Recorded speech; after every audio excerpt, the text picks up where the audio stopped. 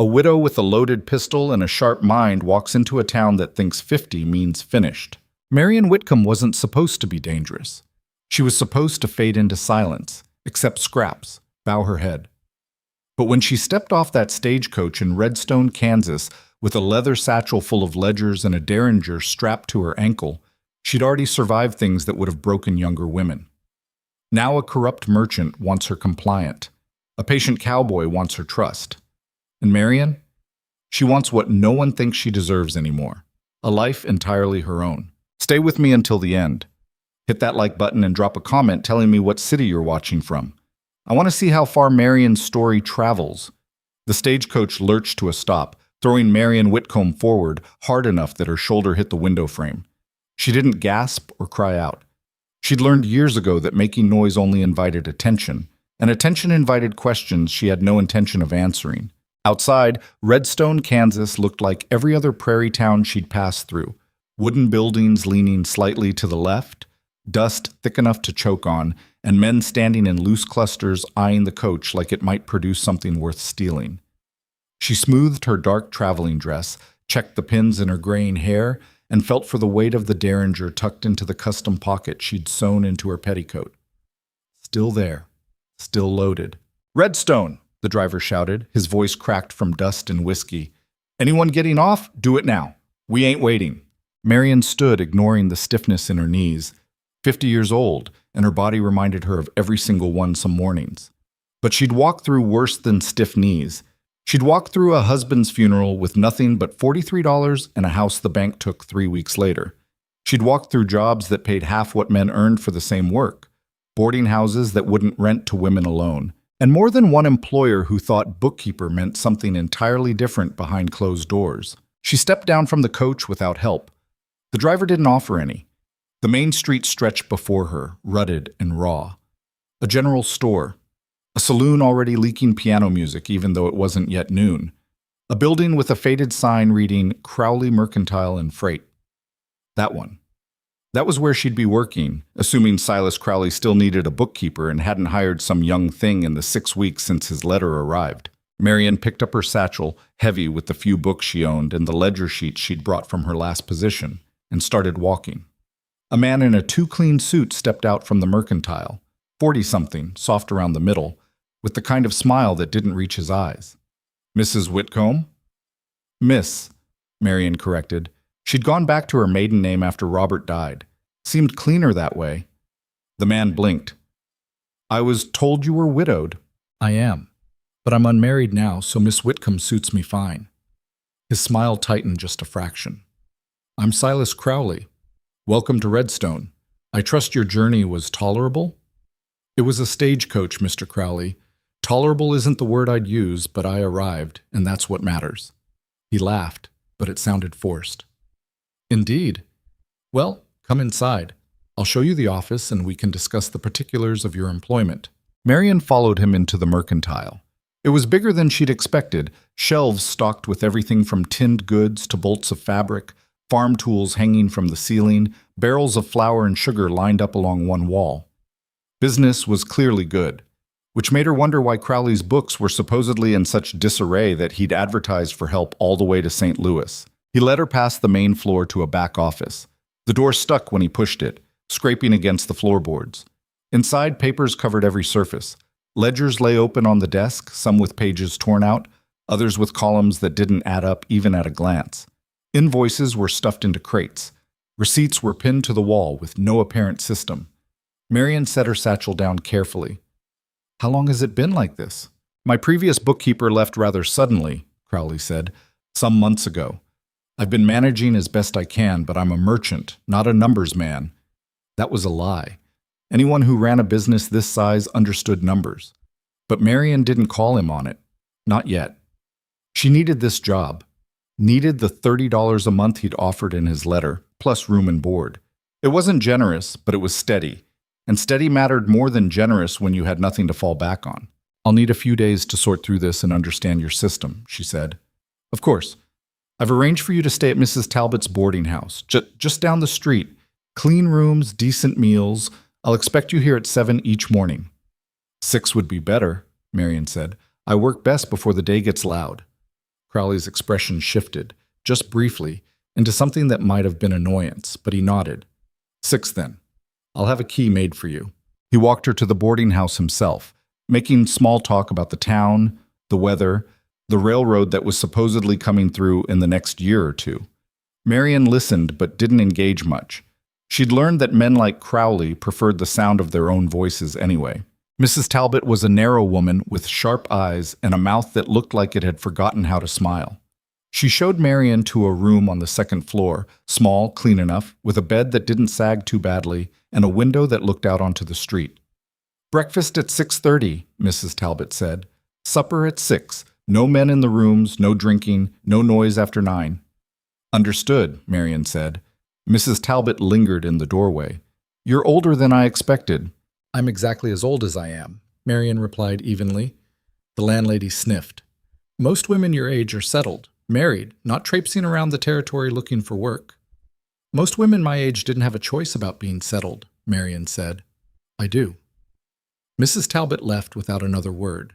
Marian closed the door, leaned against it, and let herself breathe. The room smelled like lye soap and old wood. The afternoon light slanted through the window, catching the dust in the air. She could hear voices from the street below, the clatter of a wagon, someone shouting about the price of corn. She unpacked slowly. 3 dresses.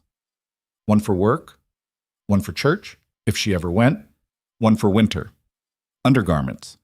A nightgown. The derringer, which she slipped under her pillow. The books. A worn copy of Sense and Sensibility, a journal she'd kept since Robert died, and a mathematics primer she'd bought secondhand because numbers made sense in a way people rarely did. She sat on the edge of the bed and opened the journal. The last entry was dated 3 weeks ago, written in a boarding house in Topeka, after the bank where she'd been working let her go. No explanation, just a polite note saying they were restructuring and her services were no longer required. She knew what that meant. A younger woman had walked in, smiled the right way, and Marian became inconvenient. She picked up the pen, dipped it in ink, and wrote, "Arrived in Redstone." "The work looks worse than Crowley described, but I've seen worse. The town is rough, the people are suspicious, but I'm here, and I'm staying until I decide otherwise. No one else gets to make that choice for me. Not anymore." She blew on the ink to dry it, closed the journal, and lay back on the bed. Her body ached in all the familiar places. But she wasn't dead yet, and as long as she wasn't dead, she'd keep moving. The next morning, Marian arrived at the Mercantile at 10 minutes to 6. The street was still mostly dark, the sky just beginning to pale at the edges. Crowley wasn't there yet. She tried the door, unlocked, and let herself in. The office looked even worse in the early light. She rolled up her sleeves, pulled the first ledger toward her, and started reading. 3 hours later, she'd uncovered the first problem. Crowley was recording sales but not expenses.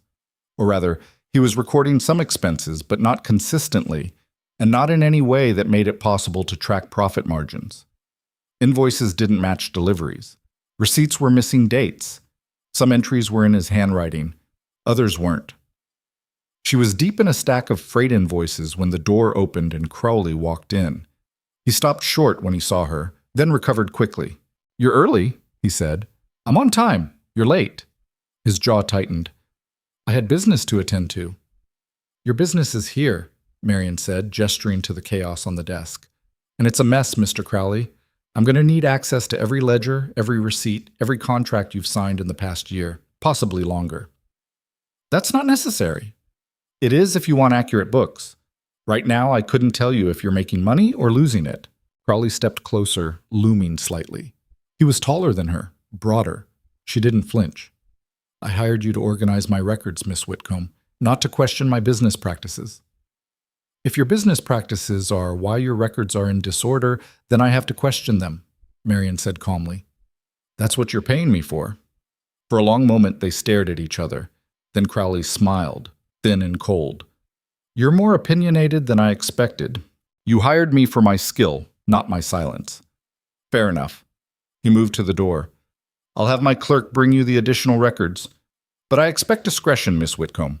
What happens in this office stays in this office." "Agreed," Marian said. "As long as what's happening is legal." Crowley's smile didn't change, but something flickered in his eyes. Of course. He left. Marian exhaled slowly and went back to the ledgers. By the end of the first week, Marian had discovered 3 more problems. First, Crowley was underreporting sales to avoid taxes. Not by much, just enough to stay under certain thresholds. It was clever, in a way, also illegal. Second, he was overcharging customers on credit and pocketing the difference. Again, small amounts. A few cents here, $1 there. But it added up, and it explained why some of the receipts didn't match the ledger entries. Third, someone else had been skimming. The handwriting in some of the ledgers didn't match Crowley's, and the missing amounts were larger, sloppier. Whoever had been doing it had either gotten greedy or careless. Marian sat back in her chair and rubbed her temples. She'd worked for dishonest men before. It wasn't shocking, but it was tiresome. And it put her in a position she didn't want to be in, caught between doing her job correctly and keeping a job at all. She was still weighing her options when the door opened and a man walked in. He wasn't Crowley. Younger, maybe late 30s, with sun-darkened skin, brown hair that needed cutting, and the kind of build that came from actual work, not from standing behind a counter. He wore dusty trousers, a faded shirt, and boots that had seen a lot of miles. "Help you?" Marian asked. He pulled off his hat. "I'm looking for Silas Crowley. He's not here. Can I take a message?" The man hesitated, glancing at the papers on her desk. "You're the new bookkeeper." "I am." "Ethan Hale," he said, extending a hand. "I run cattle through here a few times a year. Crowley usually handles my supply orders." Marian shook his hand. His grip was firm, but not crushing. "Marian Whitcomb, if you tell me what you need, I can pass it along." "Appreciate it." He pulled a folded paper from his pocket and handed it to her. "Supplies for the next drive. Nothing fancy, just basics." Marian scanned the list: flour, coffee, salt pork, tobacco, rope. Standard trail provisions. "When do you need it?" 2 weeks, give or take. Depends on the weather." "I'll make sure Mr. Crowley knows." Ethan nodded, but he didn't leave. He stood there, turning his hat in his hands, looking like he wanted to say something but wasn't sure how. "Is there something else?" Marian asked. "You new to Redstone?" "Arrived last week." "What brought you here?" "Work," Marian said simply. "Same as most people, I'd guess." Ethan smiled, small, but genuine. "Fair enough. Well, welcome to town, Miss Whitcomb. Hope it treats you decent." "I'll settle for tolerable," Marian said. He laughed at that, a low, easy sound. "Tolerable's about right for Redstone." He settled his hat back on his head. "I'll be back in a few days to check on that order." "I'll have it ready." He tipped his hat and left. Marian watched him go, then turned back to her work. But something about the exchange stuck with her. Ethan Hale hadn't looked at her like she was invisible, hadn't talked to her like she was an inconvenience. He'd just been polite, straightforward. It was such a small thing.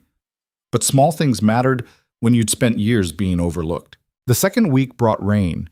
Not the gentle kind, but the hard, relentless kind that turned the streets into rivers of mud and made every step outside a misery. Marian wore her oldest dress and thickest shawl and still arrived at the mercantile soaked through most mornings. Crowley noticed. "You could wait until the weather clears," he said one morning, eyeing her damp skirts with disapproval. "The work doesn't wait for weather," Marian replied. "Still, a woman your age should be more careful. You'll catch your death." Marian looked up from the ledger she was balancing. "I've survived worse than rain, Mr. Crowley." He didn't like that answer. She could see it in the tightness around his mouth. But he didn't argue. She was beginning to understand Silas Crowley. He was a man who needed control, needed to be the smartest person in the room, the one making decisions, the one people deferred to. And Marian's presence, her competence, her refusal to simper or apologize, unsettled him. Good, she thought. Let him be unsettled. She'd spent too many years making herself smaller to fit into spaces that didn't want her. She was done with that. By mid-afternoon, she'd finished reconciling the freight accounts and started on the customer credit ledger. That's when she found the next problem. A name appeared repeatedly, always with large purchases, always on credit, but with no payments recorded. She cross-referenced it with the receipt files. Nothing. She checked the invoice records. Still nothing. The name was J. Brennan. She was still puzzling over it when Crowley returned from whatever business he'd been conducting. Mr. Crowley, she said. Who's Jay Brennan? His expression went carefully blank. Why do you ask? Because there's nearly $300 in unpaid credit under that name, and I can't find any record of payment or even an attempt to collect. That's a private matter. It's also affecting your profit margin, Marion said. If this debt isn't going to be collected, it needs to be written off. If it is, I need to know so I can track it properly. Crowley stepped closer to the desk. His voice dropped. Miss Whitcomb, I appreciate your thoroughness, but there are some things that don't require your attention. Everything in these books requires my attention. That's what you hired me for. I hired you to organize records, not to pry into my personal affairs. Marion set down her pen. Mr. Crowley, if you want me to keep accurate books, I need accurate information. If there are accounts you don't want me to touch, tell me now so I can note them as restricted. But don't expect me to ignore discrepancies and still produce honest records. For a moment, she thought he might fire her on the spot. His face flushed, his hands clenched at his sides. But then he took a breath and forced a smile. You're right, of course. I'll provide you with the details on the Brennan account by tomorrow. Thank you. He left the office. Marion went back to her work, but her hands were shaking slightly. She'd pushed, maybe too hard, but she couldn't do her job halfway, and she wouldn't lie in a ledger to protect a man's secrets. If he fired her, she'd find another job. It might take time. It might mean leaving Redstone. But she'd done it before, and she'd do it again. She wasn't afraid of starting over. She'd been doing it her whole life. That evening, Marion ate supper at the boarding house in silence. The other residents, 2 shop clerks and a traveling salesman, didn't speak to her much. She was older, female, and kept to herself. That made her strange, and strange wasn't welcome. She didn't mind. She'd never been good at small talk anyway. After supper, she went to her room and tried to read, but her mind kept drifting back to the Brennan account. $300 was a significant sum. Not enough to destroy Crowley's business, but enough to matter. And the fact that he'd gotten defensive when she asked about it suggested it wasn't a simple case of a customer falling behind on payments. She was still thinking about it when someone knocked on her door. She tensed, reached for the derringer under her pillow, then called, Who is it? Mrs. Talbot, you have a visitor downstairs. A visitor? Marion frowned. She didn't know anyone in Redstone except Crowley, and he wouldn't come to the boarding house. She slipped the derringer into her pocket, just in case, and went downstairs. Ethan Hale was standing in the front parlor, hat in hand, looking uncomfortable. Mrs. Talbot hovered nearby, watching with undisguised curiosity. Mr. Hale, Marion said, surprised. Is something wrong with your order? No, ma'am. Order's fine. He glanced at Mrs. Talbot, then back at Marion. I wondered if you might take a walk with me. Weather's cleared up, and I thought you might like some air. Marion hesitated. She didn't know this man, didn't know what he wanted. But something in his expression, earnest, a little nervous, made her think he wasn't dangerous. All right, she said, let me get my shawl. Mrs. Talbot's eyebrows shot up, but Marion ignored her and went back upstairs. She grabbed her shawl, checked that the derringer was still in her pocket, and returned to the parlor. Ethan offered his arm. Marion took it, and they stepped out into the cool evening.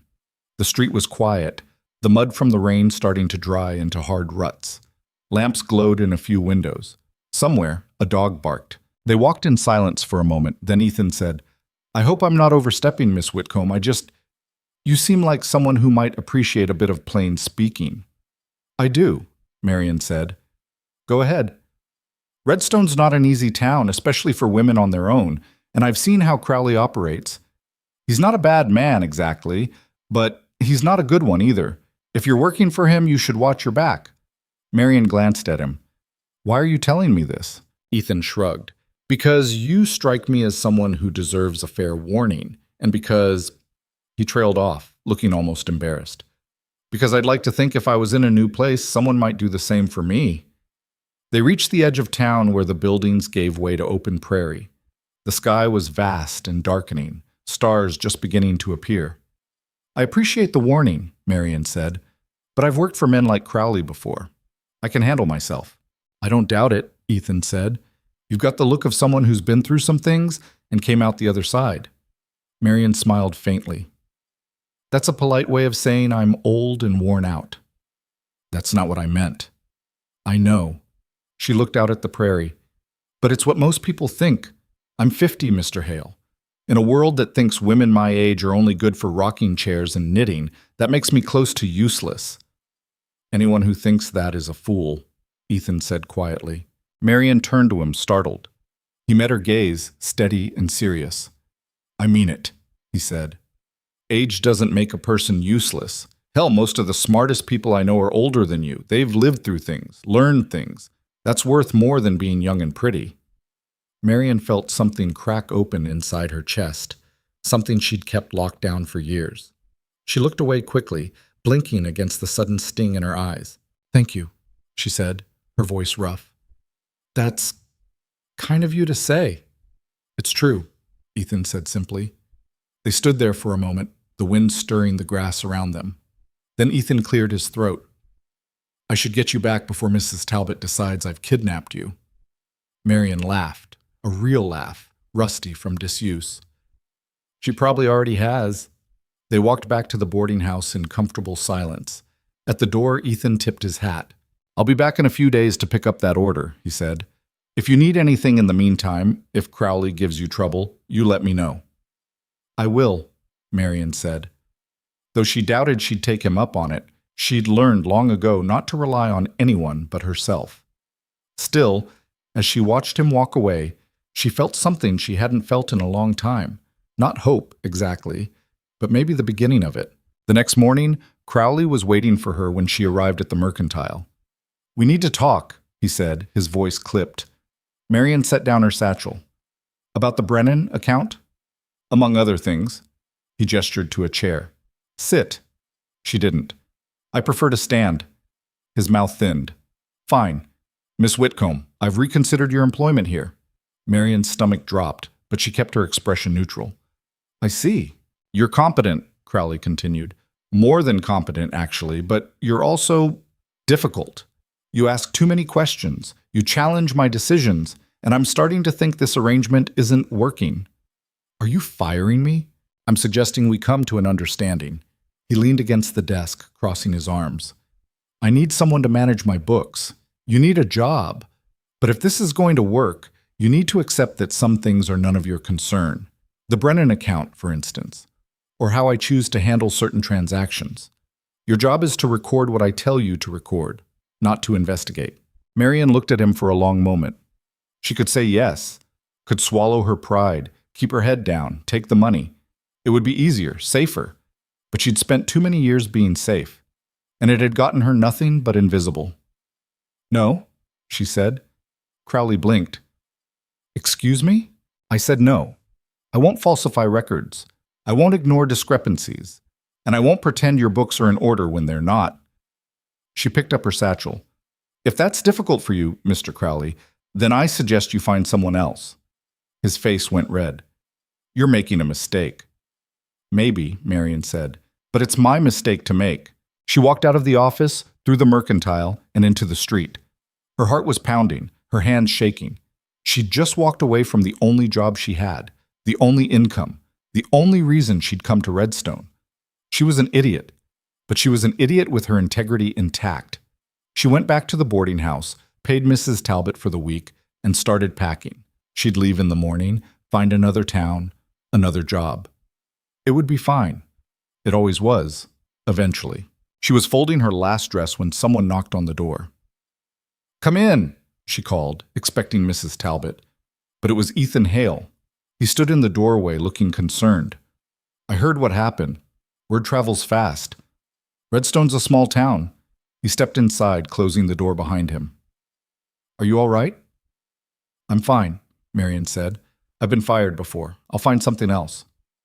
Or, Ethan said slowly, you could stay. Marian looked up. There's nothing for me here. There could be. He took off his hat, turning it in his hands. People around here need bookkeeping. Ranchers, farmers, small businesses. They just don't know how to find someone trustworthy. But if you set up your own practice, worked for yourself instead of men like Crowley, you'd have clients. I'd be your first. Marian stared at him. You're serious. Dead serious. You're good at what you do, and you've got something most people don't. You're honest. That's rare out here. I don't have money to rent an office. Use my place, Ethan said. I've got a house just outside town. It's small, but there's a room you could use. No rent. Just consider it an investment in a business partner. We're not partners. Not yet, Ethan said, smiling. But give it time. Marian sat down on the edge of the bed, her mind racing. It was a crazy idea. Risky. She didn't know Ethan well enough to trust him. Didn't know if she could make a business work on her own. But she also didn't know if she'd get another chance like this. Why are you doing this? She asked. Ethan shrugged. Because I think you're worth betting on, and because I've spent most of my life working for other people. I know what it's like to want something of your own. Marian looked at him, really looked. He wasn't handsome in any conventional way. His face was too weathered, his hands too rough. But there was something steady about him, something real. All right, she said. I'll try it. But I'm paying you back. Once I start making money, I'm paying rent. Deal, Ethan said. And just like that, Marian Whitcomb, 50 years old, widowed, alone, started building something new. Ethan's house sat 3 miles outside Redstone, a low wooden structure that looked like it had been built by someone who knew how to use their hands but didn't care much about appearances. The roof was straight, the walls were solid, but there was nothing decorative about it. No porch railing, no painted trim, just bare wood weathered gray by sun and wind.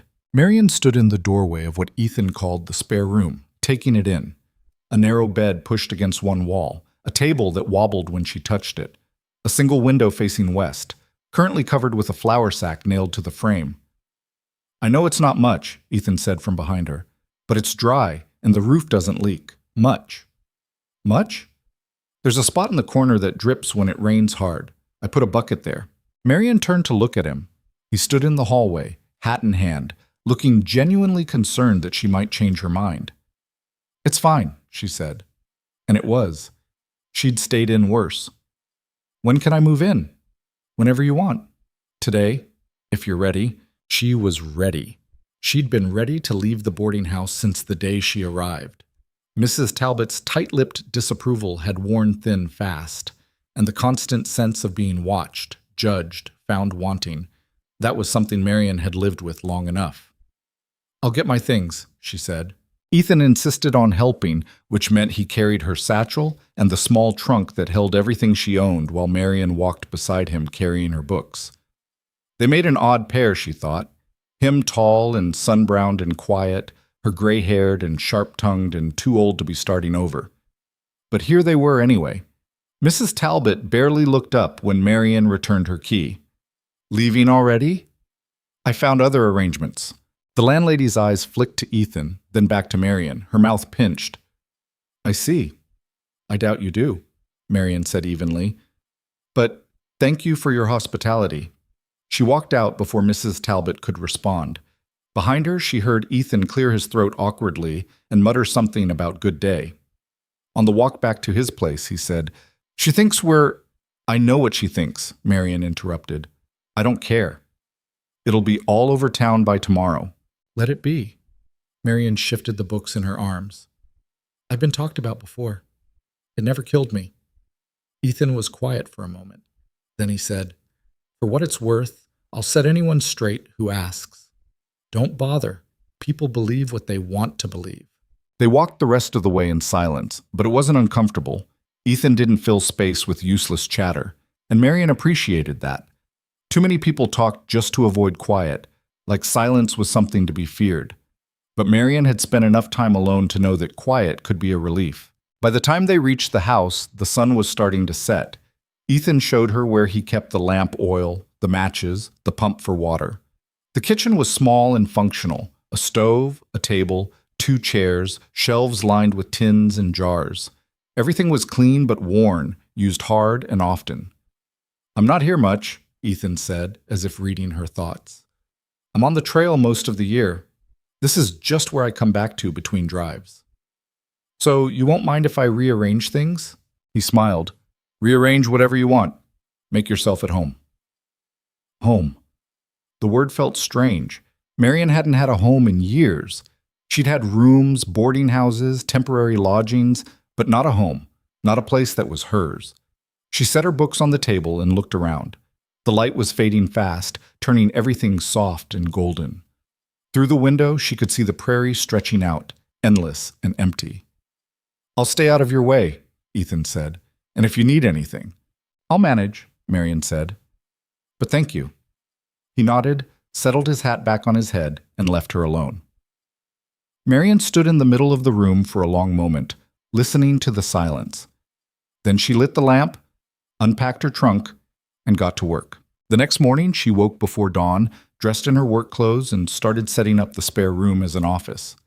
She dragged the bed to one side, positioned the table under the window, and used crates she found in the barn to build makeshift shelves for her ledgers and papers. It wasn't elegant, but it was functional. By the time Ethan appeared in the doorway with a cup of coffee, she'd already written out a simple sign on a piece of smooth board. M. Whitcomb, Bookkeeping and Accounts. "You work fast," he said, handing her the coffee. "I don't see the point in waiting." She took a sip. It was strong and bitter, the way she liked it. "I need to let people know I'm available for hire. Is there a place in town where I can post notices?" "General store, saloon, maybe the livery stable." He leaned against the doorframe. "But most folks around here don't read notices. You'll have better luck talking to people directly." "I'm not good at talking to people." "You talk fine when you've got something to say." Marion gave him a look. "That's different from small talk." "Then don't make small talk. Just tell them what you do and why they should hire you." He grinned. "You're good at that too." She wanted to argue, but he wasn't wrong. She'd never been shy about her skills. It was people, their expectations, their judgments, their need to put her in a box she didn't fit that made her uncomfortable. "I'll start tomorrow," she said. "Today I need to finish setting up." Ethan nodded and left her to it. The rest of the day passed in a blur of organizing, cleaning, and planning. She made lists of potential clients, ranchers, farmers, shop owners, calculated what she'd need to charge to cover expenses and still make a profit, drafted a standard contract for her services. It felt good, purposeful, like she was building something instead of just surviving. That evening, Ethan cooked supper, fried salt pork and beans, nothing fancy but filling. They ate at the small kitchen table, the lamp flickering between them. "So," Ethan said, breaking the silence, "how'd you end up in Redstone? I know you said work, but there's work everywhere. Why here?" Marion considered not answering, but Ethan had been honest with her, had taken a risk letting her stay. He deserved something in return. "Crowley's advertisement ran in a St. Louis paper," she said. "I was staying in a boarding house there, looking for work. The ad said $30 a month plus room and board. It wasn't generous, but it was steady, and I was tired of moving." "Where were you before St. Louis?" "Topeka. Before that, Wichita. Before that," she shrugged. "Too many places to count." "You've been on the move a long time." "Since my husband died, 6 years now." Ethan was quiet for a moment. Then he said, "What was he like?" No one ever asked her that. Most people offered condolences and changed the subject, as if talking about the dead was impolite. But Ethan just watched her, waiting. "Robert was a clerk," Marion said slowly. "Quiet, reliable, not ambitious, but steady. We had a decent life. Not rich, but comfortable enough. Then he caught pneumonia one winter and was gone in 3 days." She stared at her plate. "He didn't leave much, some savings, the house. But the bank had a lien I didn't know about, and after the funeral expenses, there was nothing left. I had $43 and nowhere to go. No family? None that wanted me. Robert's brother offered to take me in, but only if I agreed to work as his housekeeper. Unpaid, of course. He called it charity." Her voice went flat. "I called it servitude and left." Ethan's jaw tightened. "So you've been working ever since?" "Yes, and I'm good at it. Numbers make sense to me in a way people don't. But most men don't want to hire a woman my age. They want someone young and grateful, someone who won't ask questions or challenge them." She met his eyes. "That's why Crowley hired me, I think. He thought I'd be desperate enough to overlook whatever he was doing wrong." "He thought wrong." "He did." Marion allowed herself a small smile. "And now here I am, starting a business I don't know if anyone will hire me for." "They will," Ethan said. "Give it time." She wanted to believe him, but belief required hope, and hope had disappointed her too many times. The next day, Marian walked into Redstone with her sign under her arm and her confidence carefully arranged like armor. Her first stop was the general store, not Crowley's Mercantile, but a smaller place run by a German couple named the Schneiders. Mrs. Schneider looked up from behind the counter when Marian entered. She was a solid woman with flour on her apron and suspicion in her eyes. "Help you?" "I'm Marian Whitcomb. I do bookkeeping. I wondered if I might post a notice here." Mrs. Schneider's expression didn't change. "You're the one who was working for Crowley." "Briefly, yes." "Heard you walked out on him." News really did travel fast in this town. Marian kept her voice steady. "We had a difference of opinion about professional standards." "That's so." Mrs. Schneider wiped her hands on her apron. "What kind of bookkeeping?" "Accounts, ledgers, inventory tracking, tax preparation, whatever you need." The older woman studied her for a long moment. Then she called toward the back room. "Heinrich, come here." A tall, thin man emerged, dusting flour off his hands. He had kind eyes and the weathered face of someone who'd worked hard all his life. "This is Mrs. Whitcomb," his wife said. "She does books." Heinrich nodded. "We could use help with that. Our records are—" He gestured vaguely. "Not good." "I'd be happy to take a look," Marian said. "No charge for the first assessment. If you decide to hire me, we can discuss terms." The Schneiders exchanged a glance. Then Heinrich said, "All right. Come back tomorrow. Bring your things." Just like that, she had her first client. Word spread faster than Marian expected. Within a week, she had 3 more clients: a rancher who needed help with his cattle records, a widow who ran a boarding house and couldn't make her numbers balance, and a farmer who was being audited by the territorial tax office and had no idea where half his receipts were. The work was steady, the pay was decent, and for the first time in years, Marian felt like she was building something that belonged to her. But not everyone was pleased. She was leaving the boarding house, the widow's place, not Mrs. Talbot's, when a man stepped in front of her. It was one of Crowley's clerks, a weaselly young thing named Dale. "Miss Whitcomb," he said, his tone falsely polite. "Mr. Crowley would like a word with you. Mr. Crowley can write me a letter if he has something to say. He asked me to bring you to the Mercantile." "And I'm declining." Dale's expression hardened. "He said you'd say that. He also said to remind you that he has friends in this town. Important friends." Marian stepped closer, lowering her voice. "And I have a reputation for honesty, which is worth more than any friend your employer has. Now get out of my way before I make a scene." Dale hesitated, then stepped aside. But as Marian walked past, he said, "You're making a mistake." "That seems to be my specialty," Marian replied without looking back. She told Ethan about it that evening. He was fixing the latch on the barn door, and she stood nearby, arms crossed, still angry.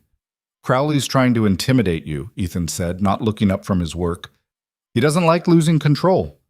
"I never worked for him long enough for him to have control." "Doesn't matter. You walked out, made him look bad, and now you're taking clients he probably thought would come to him."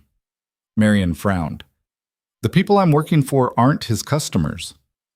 "No, but they're people who might have needed his help eventually. And if word gets around that you're better than him, which you are, then he loses more than clients. He loses reputation." "So what do I do?" Ethan straightened, wiping his hands on his trousers. "Keep your head down. Do good work. Let your reputation speak for itself. And if Crowley tries anything more direct, you tell me." "I can handle Crowley." "I know you can." Ethan's voice was quiet but firm. "But you don't have to handle him alone." Something in his tone made Marian look at him more closely. He wasn't just being polite. He meant it. And the realization that someone actually cared what happened to her, not because they wanted something from her, but just because they did, was almost more unsettling than Crowley's threats. "Thank you," she said finally. "I'll keep that in mind." The weeks blurred together. Marian worked long hours, building her client list, earning a reputation for precision and discretion. She liked the rhythm of it, the way numbers balanced, the satisfaction of solving a problem, the quiet pride of doing something well. Ethan was gone for 10 days on a cattle drive, and Marian discovered that she missed him. Not in any dramatic way, but in small moments. The lack of coffee already made in the morning, the silence at supper, the absence of his steady presence. When he came back dusty and tired and smelling like horses, she felt something shift in her chest that she didn't quite want to examine. "How'd it go?" she asked as he unsaddled his horse. "Fine. Lost 2 head to a river crossing, but that's better than I expected." He glanced at her. "How's business?" "Good. I picked up 2 more clients while you were gone." "Told you."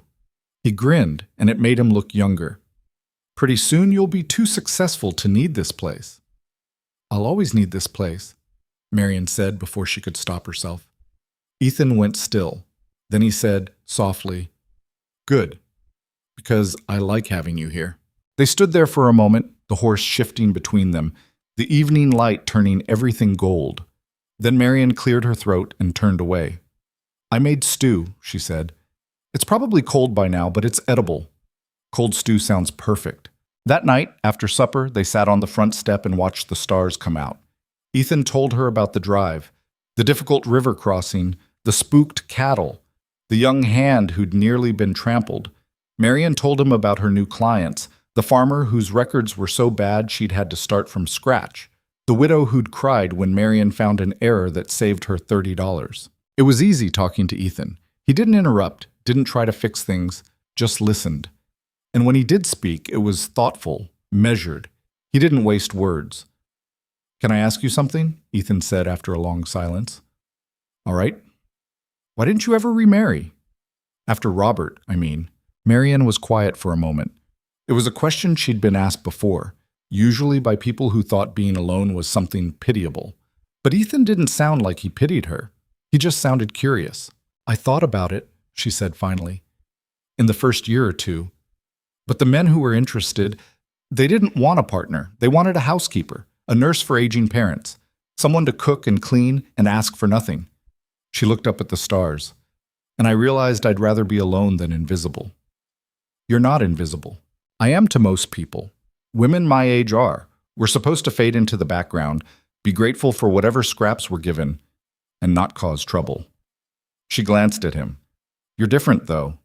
You see me." Ethan was quiet. Then he said, "My mother was 52 when my father died. Everyone told her to move in with one of us kids, let us take care of her. But she refused, bought herself a little house in town, took in sewing, lived exactly how she wanted. She was happy, I think, happier than she'd been in years." He smiled faintly. "I learned from her that being alone and being lonely aren't the same thing. She sounds like a smart woman." She was. They sat in comfortable silence after that, until the cold drove them inside. But something had shifted between them. A line had been crossed, or maybe just acknowledged. Marion felt it in the way Ethan looked at her now, in the small gestures, coffee made just how she liked it, the window in her room repaired without her asking, the way he listened when she talked about her work like it mattered. And she felt it in herself too, the way her heart lifted when she heard his horse coming up the road, the way she caught herself smoothing her hair before he came inside, the way she'd started thinking about him when she should have been thinking about ledgers. It scared her. She'd spent years building walls to protect herself, and Ethan was dismantling them without even trying. One evening, about a month after she'd moved in, Marion was working late when Ethan knocked on her open door. "You're going to ruin your eyes reading by lamplight," he said.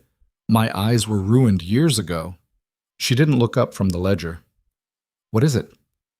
"There's a barn dance in town this Saturday. I thought, if you weren't too busy, maybe you'd want to go." Marion's pen stopped moving. She looked up. Ethan stood in the doorway, hat in hand, looking nervous. "A dance," she repeated. "Yeah, it's nothing fancy. Just people gathering, some music, food.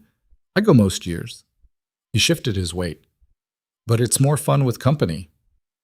"I don't dance." "Neither do I, really. But we could stand around and watch other people make fools of themselves." Despite herself, Marion smiled. "That does sound appealing." "So you'll come?" She should say no. Should keep the boundaries clear, keep things professional. But when she opened her mouth, what came out was, "All right, I'll come." Ethan's whole face lit up. "Good. I'll let you get back to work." He left, and Marion sat there staring at the ledger without seeing it. What was she doing? She was 50 years old, too old for dances and courting and whatever foolishness she was entertaining. But then again, Maybe that was exactly the point. She'd spent so long being sensible, being careful, being what other people expected. Maybe it was time to be foolish. Saturday arrived cold and clear. Marian dressed carefully, not her work dress, but the nicer one she saved for special occasions. It was dark blue wool, well made but years old. She pinned her hair up, checked her reflection in the small mirror, and tried not to feel ridiculous. Ethan was waiting by the wagon, wearing clean trousers and a shirt that looked freshly pressed. He'd even shaved. "You look nice," he said when she came out. "So do you." They rode into town as the sun was setting, the sky painted in shades of orange and purple. The barn was already full of people, farmers and ranchers and townspeople, children running between the adults, music spilling out into the evening air. Marian hesitated at the entrance. She could feel people looking at her, whispering. The widow who'd walked out on Crowley. The woman living with Ethan Hale. The one who thought she was too good for honest work. Ethan must have sensed her tension because he leaned close and said quietly, "Ignore them. You have every right to be here." "Do I?" "You do." He offered his arm. "Come on, let's get some of that apple cider before it's all gone." They made their way through the crowd. Some people nodded politely. Others turned away. But Ethan stayed close, steady as always, and gradually Marian felt herself relax. The music was lively, a fiddle and a guitar, and someone on a makeshift drum. Couples spun across the floor, laughing and sweating. Children darted between them. Old women sat in chairs along the wall, gossiping and keeping watch. Marian and Ethan found a spot near the edge and watched. The cider was sweet and cold, the air warm with bodies and lantern light. It wasn't elegant or refined, but it was real, honest. "Having fun?" Ethan asked after a while. "I am, actually." "Good." He hesitated, then said, "Would you want to dance? Just one. I promise I won't step on your feet more than twice." Marian laughed. "I'll hold you to that." He led her onto the floor just as the music shifted to something slower. His hand settled on her waist, careful and respectful. Her hand rested on his shoulder. They moved together, awkward at first, then finding a rhythm. "See?" Ethan said. "Not so bad? You've already stepped on my foot once." "That was an accident." "Mm-hmm." He grinned, and Marian felt something warm spread through her chest. This man, this kind, steady, patient man, was looking at her like she mattered, like she was worth dancing with, worth spending time with, worth knowing. And maybe, she thought, she could let herself believe it. The music ended too soon. They stepped apart, both a little breathless. Ethan opened his mouth to say something, but before he could, a voice cut through the noise. "Well, well, Marian Whitcomb, out dancing. I didn't think you had it in you." Marian turned. Silas Crowley stood a few feet away, a drink in his hand and a smirk on his face. Dale was beside him, along with two other men she didn't recognize. "Mr. Crowley," Marian said evenly, "enjoying the evening?" "I was, until I saw you here, playing at respectability." His eyes flicked to Ethan. "Living with a man outside of marriage, taking clients that should be mine. Tell me, Miss Whitcomb, is this how you conduct business? On your back?" The barn went quiet. People stopped dancing, stopped talking. Everyone was watching. Marian's face went hot, but her voice stayed cold. "You should be careful what you say, Mr. Crowley. Slander is a serious accusation." "Is it slander if it's true?" Ethan stepped forward, his expression dangerous. "You need to apologize, right now." "Or what? You'll defend her honor?" Crowley laughed. "She doesn't have any honor left to defend." What happened next happened fast. Ethan's fist connected with Crowley's jaw with a sound like a hammer hitting wood. Crowley went down hard, his drink flying. Dale and the other men lunged forward, and suddenly the whole thing turned into a brawl. Fists flying, people shouting, women shrieking. Marian stood frozen for half a second. Then she grabbed Ethan's arm and pulled. "We're leaving, now." He hesitated, breathing hard, his knuckles already swelling. Then he nodded and let her lead him out. They didn't speak until they were in the wagon, heading away from town. Marian's hands were shaking. Ethan's jaw was tight. "I'm sorry," he said finally. "I shouldn't have hit him." "No, you shouldn't have." Marian stared straight ahead. "But thank you anyway." "For what? Making everything worse?" "For standing up for me. No one's done that in a long time." Ethan was quiet. Then he said, "He had no right to talk to you that way. Men like Crowley think they have every right." She took a breath. "This is going to cause problems. You know that." "I know." "He'll spread rumors, try to ruin my business. Maybe yours too." "Let him try." Marion looked at him. His profile was hard in the moonlight, his jaw set, and she realized something that both terrified and thrilled her. She was falling in love with him. Not the desperate, all-consuming love of youth, but something deeper, steadier, the kind of love that came from respect, from shared silence, from seeing someone clearly and choosing them anyway. And she had no idea what to do about it. They didn't speak for the rest of the ride home. The wagon wheels creaked over the rutted road, and somewhere in the distance a coyote howled. Marion kept her hands folded in her lap, trying to stop them from shaking. She'd been humiliated before, plenty of times, but never quite like that. Never in front of a whole town, with everyone watching, judging. When they reached the house, Ethan helped her down from the wagon without a word. His knuckles were split and bleeding. She caught his hand before he could pull away. "Let me clean that," she said. "It's nothing. It's not nothing. Come inside." She led him to the kitchen, lit the lamp, and pumped water into a basin. Ethan sat at the table while she gathered clean cloth and the bottle of whiskey he kept in the cupboard for occasions like this. "This is going to sting," she warned. "I've had worse." She poured whiskey over his knuckles. He hissed through his teeth but didn't pull away. The cuts were deep but clean. She worked carefully, dabbing away the blood, wrapping his hand in strips of cloth. "You didn't have to do that," she said quietly. "Hit him, I mean." "Yes, I did." "No, you could have walked away. Should have walked away."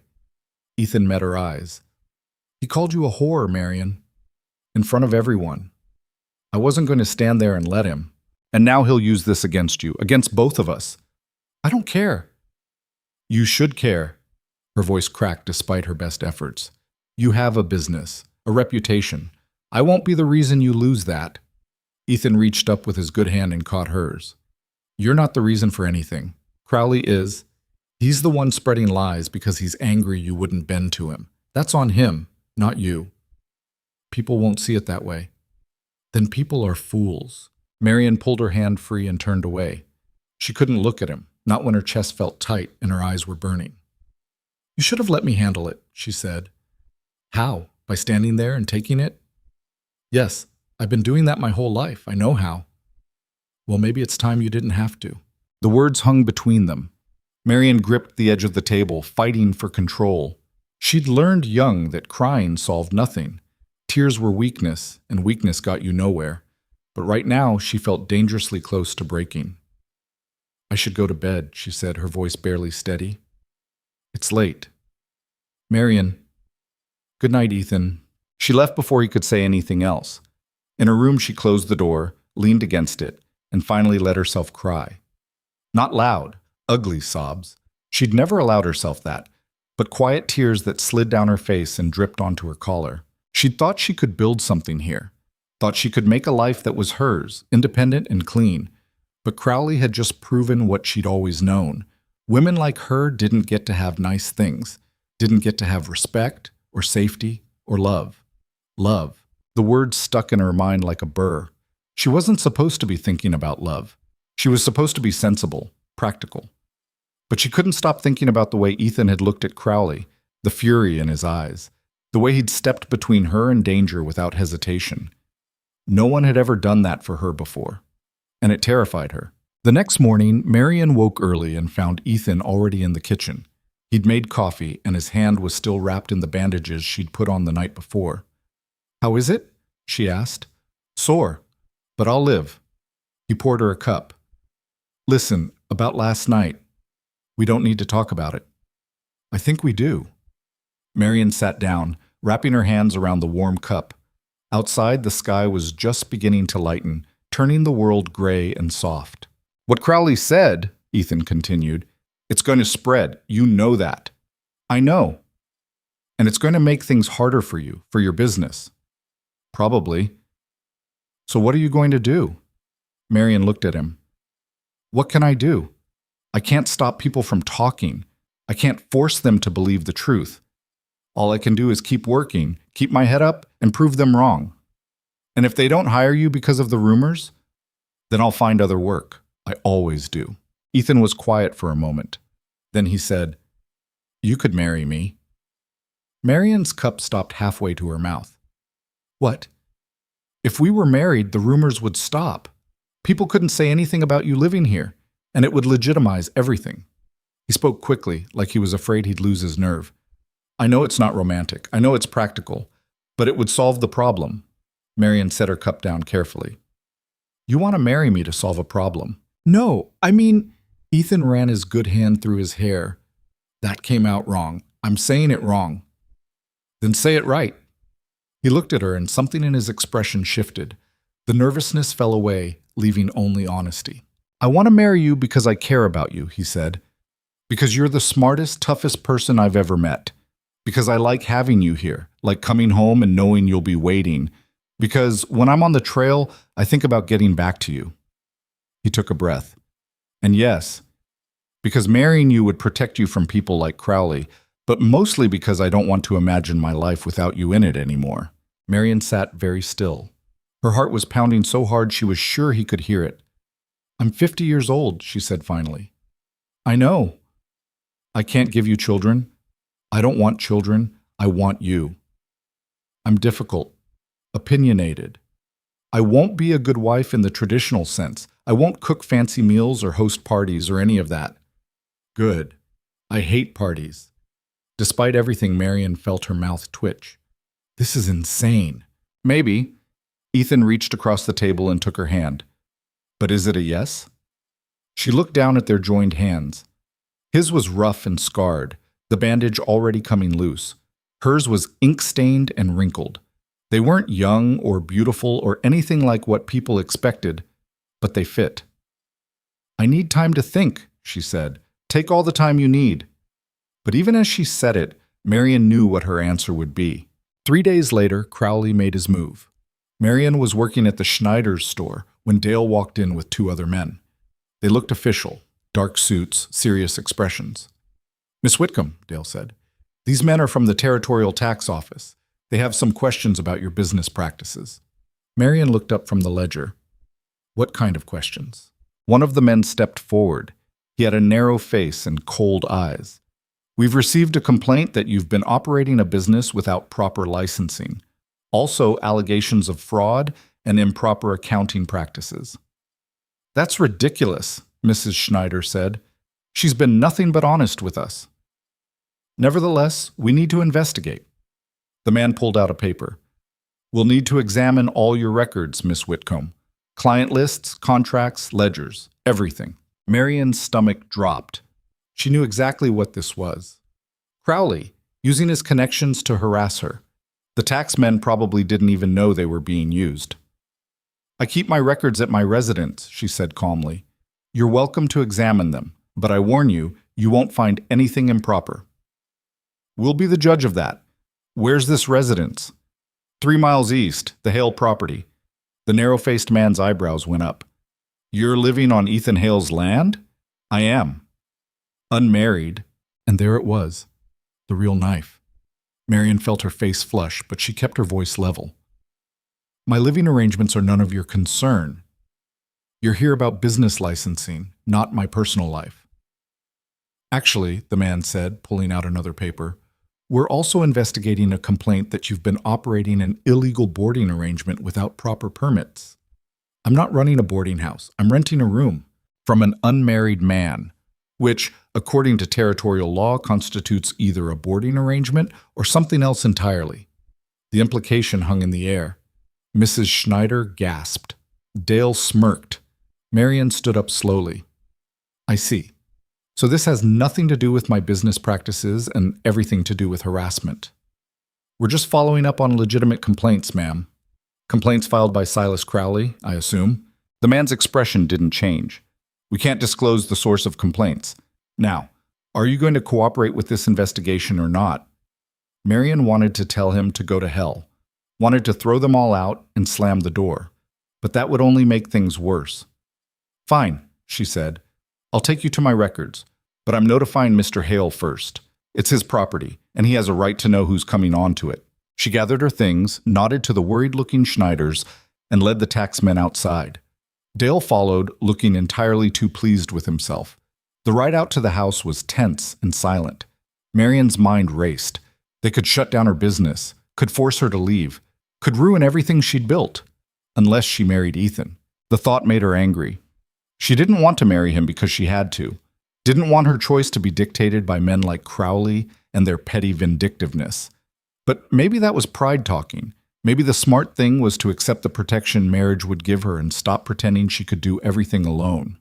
When they reached the house, Ethan was in the barn. He came out when he heard the wagon, took one look at the taxmen, and his expression went hard. "What's going on?" "These men are from the Territorial Tax Office," Marion said. "They want to examine my business records." Ethan's eyes narrowed.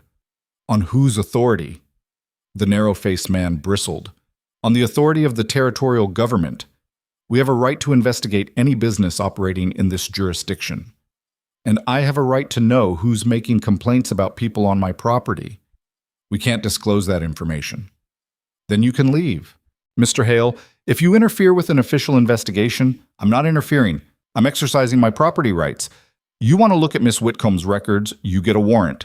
Until then, you're trespassing." The taxmen exchanged glances. Dale shifted uncomfortably. "This isn't over," the narrow-faced man said. "We'll be back with proper documentation." "Looking forward to it," Ethan said flatly. They left, Dale looking back over his shoulder with a scowl. When they were gone, Ethan turned to Marion. "Are you all right?" "No," she said, "but I will be." They went inside. Marion sat at the kitchen table and told him everything, the accusations, the implications, the threat to shut down her business. "It's Crowley," Ethan said when she finished. "He's trying to force you out." "I know." "So what do we do?" Marion looked at him, at this man who'd given her space, respected her work, defended her honor. This man who'd proposed marriage not because he needed a wife, but because he wanted her. "We get married," she said. Ethan went still. "You're sure?" "I'm not sure of anything, but I'm tired of running, tired of letting men like Crowley dictate my life." She stood up. "If I marry you, he loses his leverage. The taxmen have no grounds for investigation, and I can keep my business." "That's not why I want to marry you." "I know, but it's a good reason anyway." Ethan crossed the room and took her hands. "I need you to be sure, Marion. Not because it's practical or strategic, but because you want this." Did she want this? Marion looked at their joined hands, thought about the past months, the quiet mornings, the easy conversations, the way her chest felt lighter when he was near. Yes, she wanted this. "I want this," she said, "not because I have to, because I choose to." Ethan's whole face softened. "Then let's do it. We'll get married tomorrow if you want." "Tomorrow might be too fast." "Next week then. Or whenever you're ready." Marion took a breath. "Next week. That'll give me time to finish up with my current clients and make arrangements. And it'll give me time to fix up the house properly. Make it actually fit for 2 people. It's already fit for 2 people. It's fit for one cowboy and his visiting bookkeeper. I want it to be fit for my wife." "My wife?" The words sent a strange thrill through Marion's chest. She was going to be someone's wife again, not because she needed protection or money, but because 2 people had chosen each other. It felt like standing at the edge of a cliff, looking down. It felt like jumping. Over the next few days, word spread. Marion and Ethan were getting married. Reactions were mixed. Some people were pleased. The Schneiders, the widow who ran the boarding house where Marion did books, a few others. Some were skeptical. Many were quietly disapproving. Mrs. Talbot actually stopped Marion on the street. "I hope you know what you're doing," she said, her voice dripping with concern that sounded more like judgment. "Marrying a man to save your reputation is a desperate move." "I'm not marrying him to save my reputation," Marion said. "I'm marrying him because I want to." "At your age? Really?" "Especially at my age." Mrs. Talbot sniffed and walked away. Marion watched her go and felt nothing but relief that she'd never have to see the inside of that woman's boarding house again. Crowley, predictably, didn't take the news well. He showed up at the house 3 days before the wedding, his face red with anger. "You think this solves anything?" he shouted at Marion. Ethan was in town getting supplies, so it was just the 2 of them. "You think marrying him makes you respectable?" I think it's none of your business, Marion said. She was in the garden, pulling weeds, and she didn't stop working. You cost me business, cost me reputation. You did that to yourself when you kept dishonest books. I could ruin you, could tell everyone what you really are. Marion stood up, brushing dirt from her hands. And what am I, Mr. Crowley? A widow who refused to be controlled? A woman who wouldn't look the other way while you cheated your customers? Go ahead, tell everyone. See if they believe you. They will. Because you're nothing. Just an old woman pretending to be more than she is. That one hit closer than Marion wanted to admit, but she'd spent too long letting other people's words wound her. I may be old, she said quietly, but I'm not nothing. And I never pretended to be anything other than what I am, someone who knows her worth and won't settle for less than she deserves. She met his eyes. You should try it sometime. Crowley's jaw worked like he wanted to say something else, but then he just turned and left, his boots crunching on the gravel. Marion went back to her weeding. Her hands were shaking again, but this time it wasn't from fear. It was from anger, from the sheer exhaustion of constantly having to defend her existence. When Ethan came home and found her still in the garden, he sat down beside her without a word. They pulled weeds together in silence until the sun started to set. Crowley was here, Marion said finally. I figured, you've got that look. What look? The one you get when you've been fighting and won, but you're too tired to celebrate. Marion smiled despite herself. That's depressingly accurate. What did he say? The usual, that I'm nothing, that marrying you won't change anything. Ethan was quiet for a moment. Then he said, Do you believe him? No, but it still hurts to hear. I know. He reached over and took her hand. For what it's worth, I think you're everything, and marrying you is the smartest thing I'll ever do. Marion's throat tightened. You don't have to say that. I'm not saying it because I have to. I'm saying it because it's true. She looked at him, really looked, at the lines around his eyes, the gray in his hair, the calluses on his hands. He wasn't perfect. He was stubborn and quiet, and sometimes too quick to use his fists. But he was good, honest, and he saw her as she was and didn't want her to be anything else. I love you, she said. The words came out rough, unpracticed. She hadn't said them in years, hadn't let herself feel them. Ethan's expression went soft. I love you too. They sat there in the dirt, holding hands, watching the sky turn purple and gold. And for the first time in longer than she could remember, Marion felt something close to peace. The wedding was small. They went to the justice of the peace in town, a gruff old man named Hutchins, who'd seen everything and was impressed by nothing. The Schneiders came as witnesses. So did the widow who ran the other boarding house, and a rancher named Tom who'd hired Marion to sort out his cattle records. Marion wore her best dress, the dark blue wool. Ethan wore a clean shirt and actually combed his hair. They stood in Hutchins' small office while he read from a book in a monotone voice, stumbling over the words like he'd rather be anywhere else. Do you, Ethan Hale, take this woman? I do, Ethan said before Hutchins could finish. I wasn't done yet. I know, but yes, I do. Hutchins sighed. And do you, Marion Whitcomb, take this man? Yes, Marion said, I do. You too? Fine. By the power vested in me by the territory of Kansas, I pronounce you married. Kiss her or don't, I don't care. Sign the register. They signed. Mrs. Schneider cried a little. Tom clapped Ethan on the back. And just like that, Marion was married again. It didn't feel real until they were back at the house, their house now, and Ethan carried her bags into his room. You don't have to use the spare room anymore, he said, unless you want to. Marion looked at the room. It was bigger than hers, with a real bed and a window that faced east. She could see the prairie stretching out, endless and free. I'll stay here, she said. That night, they lay in bed together for the first time. Not touching, just existing in the same space. The unfamiliarity of it was strange, but not uncomfortable. Are you all right? Ethan asked in the darkness. I think so. Are you? Yeah, just trying to believe this is real. Me too. Outside, the wind picked up, rattling the window. Winter was coming. Marion could feel it in the air, in the cold creeping through the walls. Ethan?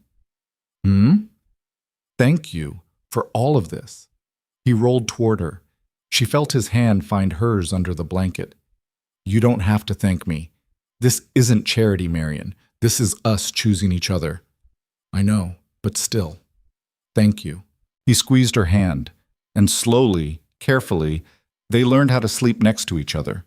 Two people who'd been alone for so long they'd forgotten what closeness felt like. The next morning, Marion woke to find snow falling. Not much, just a dusting, but enough to turn the world white and quiet. Ethan was already up, making coffee. She joined him in the kitchen, wrapping a shawl around her shoulders. He handed her a cup without speaking, and they stood at the window watching the snow together. It'll be a hard winter, Ethan said. I know. You sure you want to stay out here? We could find a place in town, somewhere warmer. Marion looked at the prairie, at the endless white. I'm sure. This is home now. And it was. Not because it was comfortable or easy, but because it was theirs. Because they'd chosen it, and each other, and were building something that belonged to them alone. The storm hit 2 weeks later. It started as a light snow that turned into a blizzard overnight. Wind screamed around the house, piling snow against the walls, making the windows shake. Marion and Ethan huddled near the stove, burning through their wood supply faster than they'd planned.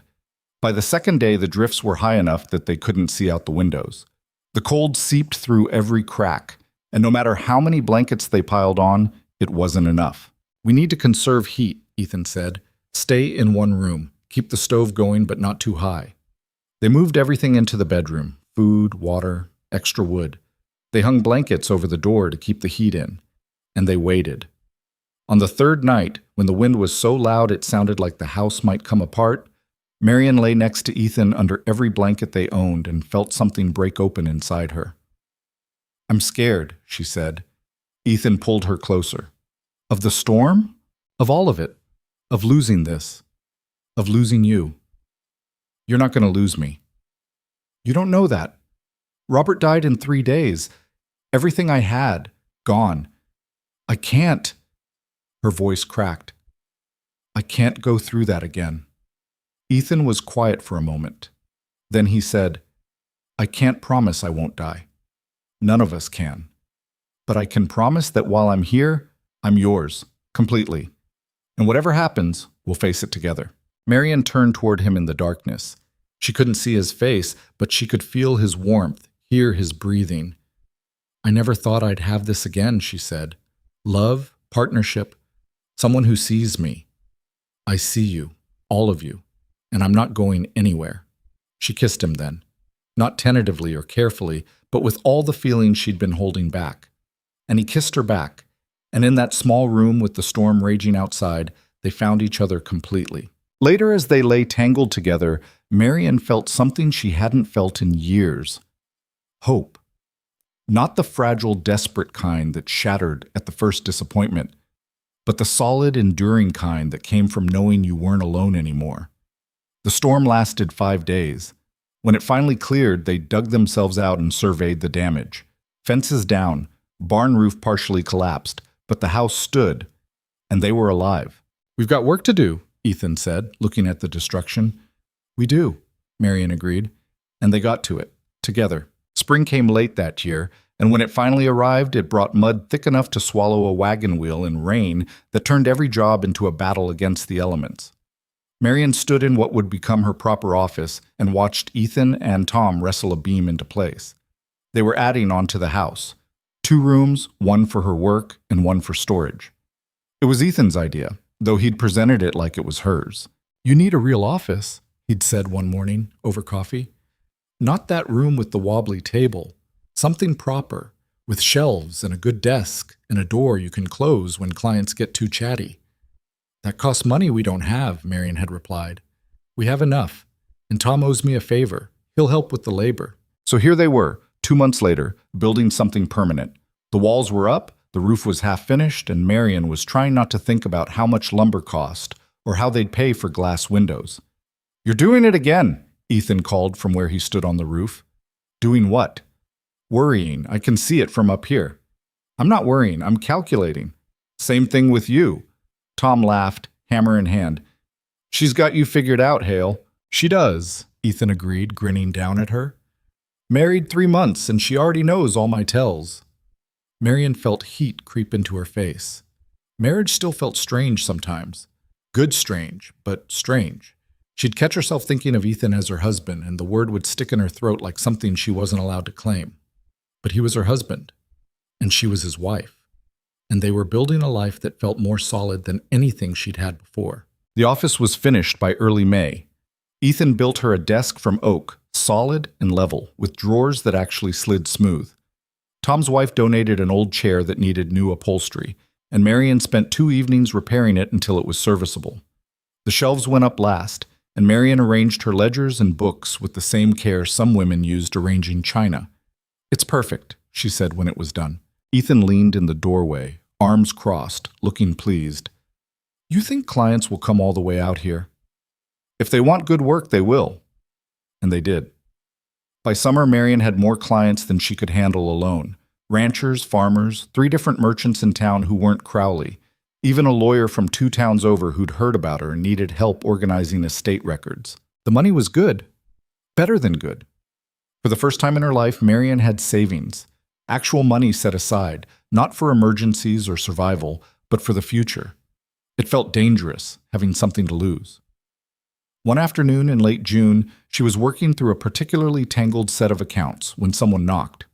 She looked up to find a young woman standing in the doorway, maybe 25, thin and nervous looking, with a baby on her hip.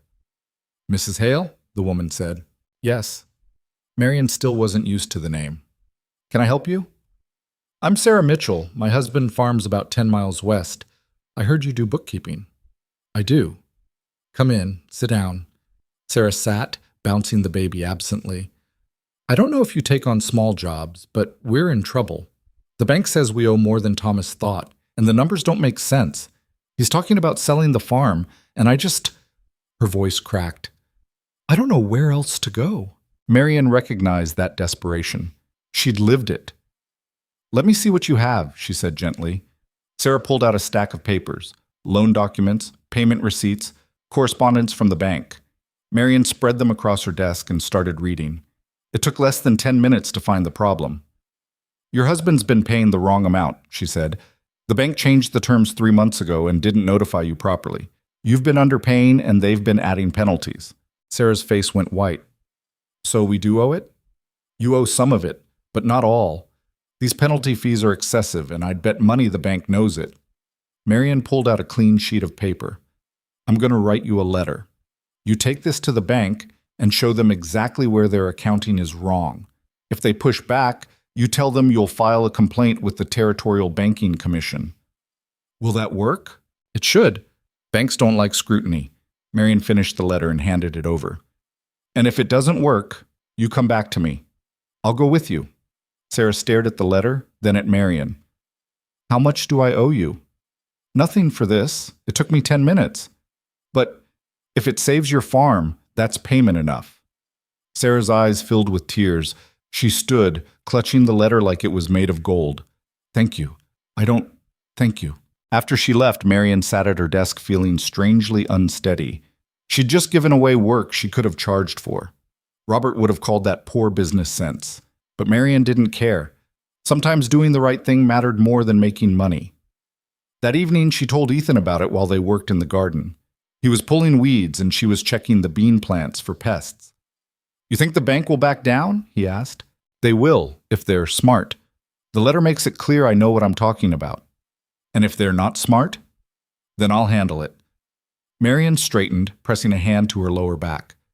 "I'm tired of watching people get taken advantage of just because they don't understand numbers." Ethan smiled. "You're building yourself a reputation." "For what? Being difficult?" "For being honest. For giving a damn." He reached over and tucked a loose strand of hair behind her ear. "People notice that." 2 weeks later, Sarah came back. The bank had backed down, reduced the debt by half, and restructured the payments. She brought Marion a basket of eggs and a jar of preserves and cried again. "You saved our farm," she said. "I just showed them their mistake," Marion replied. But inside she felt something warm and bright. Pride, maybe. Or purpose. Word spread. More women started coming to her. Wives whose husbands had died and left them with tangled finances. Widows trying to navigate inheritance, daughters trying to understand why their father's businesses were failing. Marion helped them all. She charged the ones who could afford it and worked for free for the ones who couldn't. Ethan never complained about the reduced income. If anything, he seemed proud. "You're doing good work," he said one night. They were sitting on the new porch he'd built, watching the sunset. "Important work. It's just bookkeeping." "It's more than that. You're teaching them they don't have to accept what men tell them, that they can understand money and business and contracts. That's power, Marion." She looked at him. "You don't mind that I'm not bringing in as much money? We're doing fine. And even if we weren't, I'd rather have a wife who does work that matters than one who just chases profit." He took her hand. "Besides, watching you tear apart bad accounting is the most entertainment I get these days." Marion laughed. "You're easily entertained. I'm married to you. How could I be bored?" By August, the taxmen came back. Same narrow-faced official, different paperwork. They'd gotten their warrant, and they wanted to examine Marion's records. She'd let them in, showed them to her office, and watched them spend 6 hours going through every ledger and contract. She didn't hover or interfere, just sat at her desk and kept working on other accounts. When they finished, the narrow-faced man looked frustrated. "Everything appears to be in order," he said, like the words tasted bad. "Of course it is. I told you it would be. We'll need to verify a few things with some of your clients. Feel free. They'll tell you the same thing." The men left, and Marion went back to work. But her hands were shaking. She'd known the records were clean, but having them examined felt invasive, like being stripped naked and judged. That night, she told Ethan she wanted to fight back. "Against who?" he asked. "Crowley, the tax office. All of it. I'm tired of being defensive, tired of proving I have a right to exist." "What did you have in mind?" Marion pulled out a stack of papers she'd been collecting. "I've been tracking Crowley's business practices. The underreporting, the overcharging, the questionable accounts. I have enough evidence to file a formal complaint." Ethan whistled low. "That'll start a war." "We're already at war. He just hasn't admitted it yet. And if you file this complaint, what happens? Either the territorial authorities investigate and find what I found, or they don't. Either way, Crowley knows I'm not backing down." Ethan studied her. "You're sure about this?" "No, but I'm doing it anyway." He grinned. "That's my wife." Marion filed the complaint in September.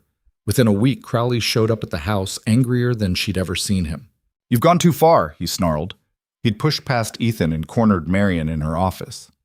"Filing false complaints? Trying to destroy my business? The complaints aren't false. Your books are a mess, and you know it. You have no proof. I have plenty of proof. I worked for you, remember? I saw everything." Crowley stepped closer. "You're making a mistake, a big one. Then I'll live with it." "You won't live with anything if I have my way. I'll see you run out of this territory. You and your husband both." Ethan appeared in the doorway, and his expression was dangerous. "Time for you to leave, Crowley." "Or what? You'll hit me again?" "If I have to." For a moment, Marion thought Crowley might actually throw a punch, but then he seemed to think better of it. He turned and left, slamming the door hard enough to rattle the windows. Marion sat down, suddenly exhausted. "That went well." "He's scared," Ethan said. "Scared men are dangerous." "I know. So we need to be careful." But being careful didn't stop what came next. 3 nights later, Marion woke to the smell of smoke. She sat up, confused, and saw orange light flickering through the window. Ethan was already out of bed, pulling on his boots. "Fire," he said. "The barn." They ran outside. The barn was fully engulfed, flames reaching into the night sky. Ethan grabbed buckets, started hauling water from the pump, but it was already too late. The structure was old, dry wood, and it burned like kindling. They saved the horses, got them out choking and terrified but alive. Everything else burned. Tools, feed, the winter hay supply. All of it gone. By dawn, only the stone foundation remained, smoking and black. Marion stood looking at the destruction, her nightgown soaked from pump water, her face smudged with soot. "This was deliberate," she said. "Probably." "Crowley." "Probably," Ethan said again. He looked tired and angry and older than he had yesterday. But we can't prove it. So he just gets away with it? For now. Marion wanted to scream, wanted to march into town and tear Crowley apart with her bare hands. But that wouldn't rebuild the barn or replace what they'd lost. How much will it cost to rebuild? She asked. Ethan rubbed his face. More than we have, even with your savings. Then we borrow. Banks won't lend to us. Not with a complaint filed against one of their biggest customers. Marion's stomach sank. So what do we do? We rebuild anyway. Slower, maybe. With help from people who owe us favors. He turned to her. Unless you want to drop the complaint, make peace with Crowley. No. Marion, no. I won't give him that satisfaction. Won't let him think he can burn me out and I'll just fold. Ethan looked at her for a long moment. Then he nodded. All right. Then we do it the hard way. The hard way meant months of work. Tom came out most weekends to help. The Schneiders sent lumber at a discount. Sarah Mitchell's husband donated labor. Slowly, the barn started to rise again, smaller than before, but solid. Marion kept working, kept taking clients, kept building her reputation. She also started writing articles for a territorial newspaper about women's property rights and financial literacy. The editor was a widow herself and printed everything Marion sent. The articles made waves. Women started writing to her from other towns, asking for advice. A few even traveled to see her in person. Marion found herself not just doing bookkeeping, but teaching, explaining, empowering. You're becoming famous, Ethan said one evening, reading one of her articles. I'm becoming notorious. There's a difference. Either way, people are paying attention. And they were. By the time winter came again, Marion had clients in 5 different towns. She'd helped 3 women file for divorce based on financial abuse. She'd testified in 2 court cases about fraudulent accounting. And she'd become someone people talked about, either with admiration or disgust, depending on their opinion of women who didn't know their place. Crowley's complaint against her was eventually dismissed. Lack of evidence, the officials said. But Marion's complaint against him went forward. The investigation found irregularities, and while Crowley wasn't shut down, he was fined and forced to pay back several customers. It wasn't total victory, but it was enough. One cold December evening, Marion was finishing up work when Ethan came into her office and sat down across from her. I've been thinking, he said. About? About building a bigger house, adding more rooms. Marion looked up. We just rebuilt the barn. We can't afford... I'm not talking about now. I'm talking about next year, maybe the year after. But I want to plan for it. He leaned forward. I want to build you a house that's yours, Marion. Not just a place you're living in. Something you designed that fits how you work, how you live. With an office big enough for all the work you're doing. Maybe even space for women to come stay if they need to. A safe place. Marion's throat went tight. That's a big dream. So, we've managed everything else. She thought about the past year. The barn burning, the investigation, the slow, hard work of rebuilding. They'd survived all of it. All right, she said. Let's plan for it. They spent the winter sketching out ideas.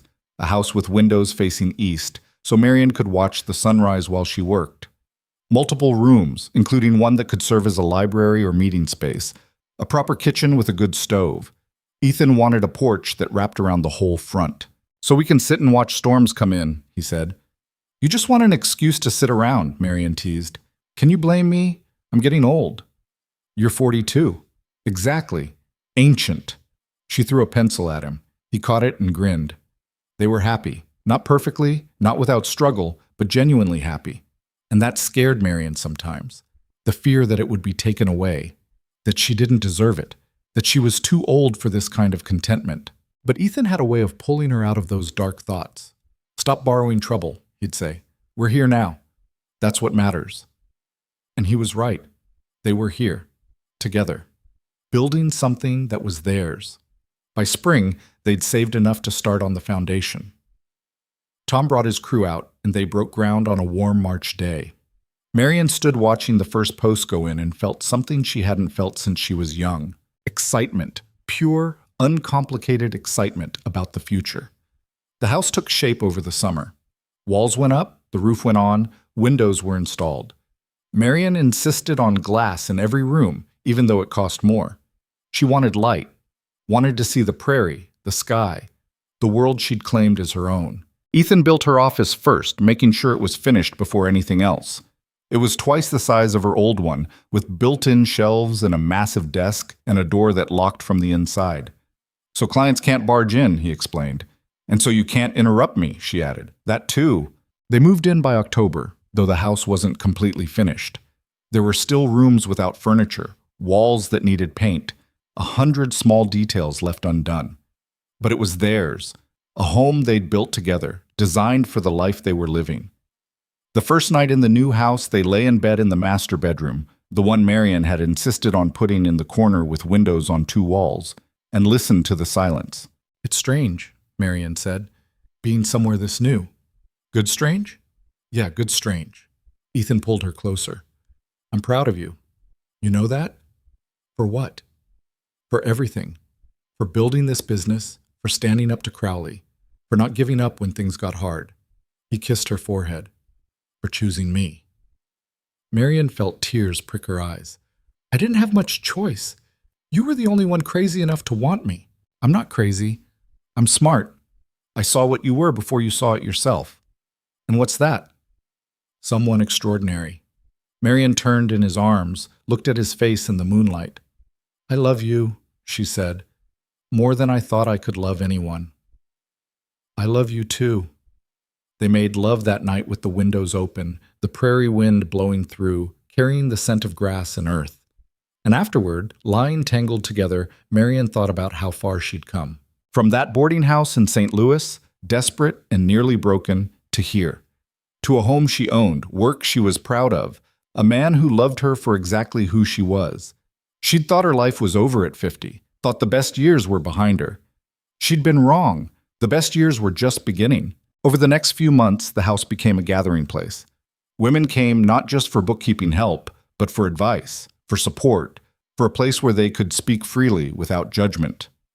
Marian started hosting meetings once a month, informal gatherings where women talked about business, property rights, how to protect themselves financially. Some people in town called it scandalous. A women's group, meeting without men present, talking about money and power. But Marian didn't care.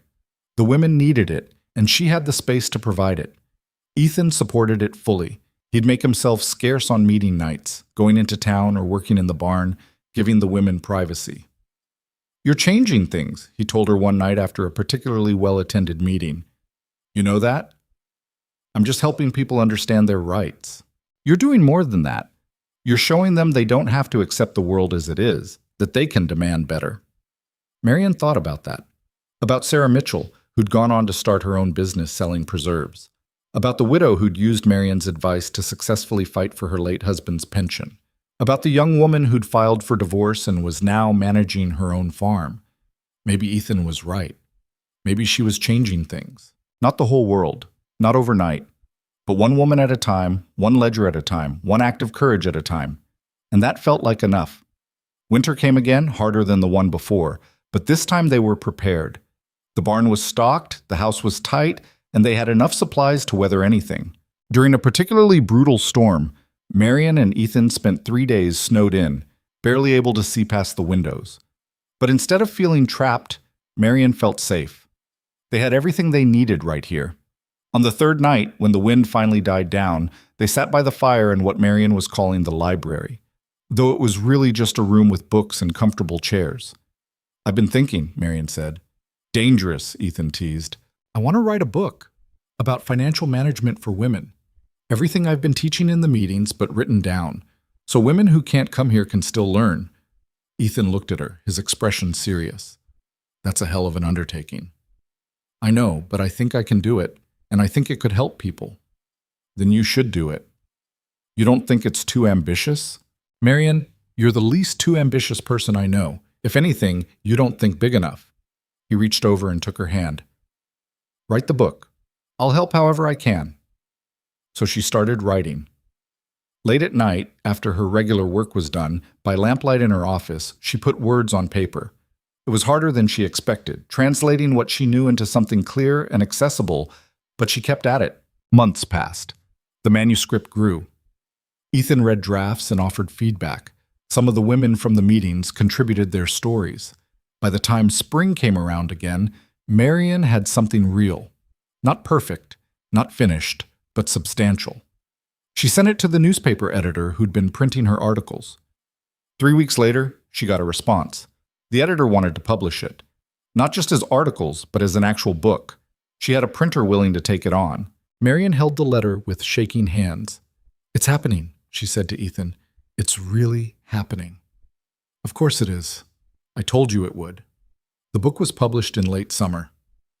Financial Independence, A Woman's Guide to Money and Property by Marian Whitcomb Hale. The first edition was small, only 500 copies, but they sold out in 3 months. The editor ordered more, then more again. By the end of the year, Marian's book was being sold in 6 territories, and she was getting letters from women across the West. It was surreal, overwhelming, wonderful. And Marian, who'd spent so much of her life being told she was too old, too difficult, too much, finally understood something important. She'd never been too much. The world had just been too small. But she'd found her place anyway. Built it with her own hands, her own mind, her own stubborn refusal to disappear. And she wasn't done yet. The success of the book brought attention Marian hadn't expected. Letters arrived weekly, then daily. Some were from women thanking her.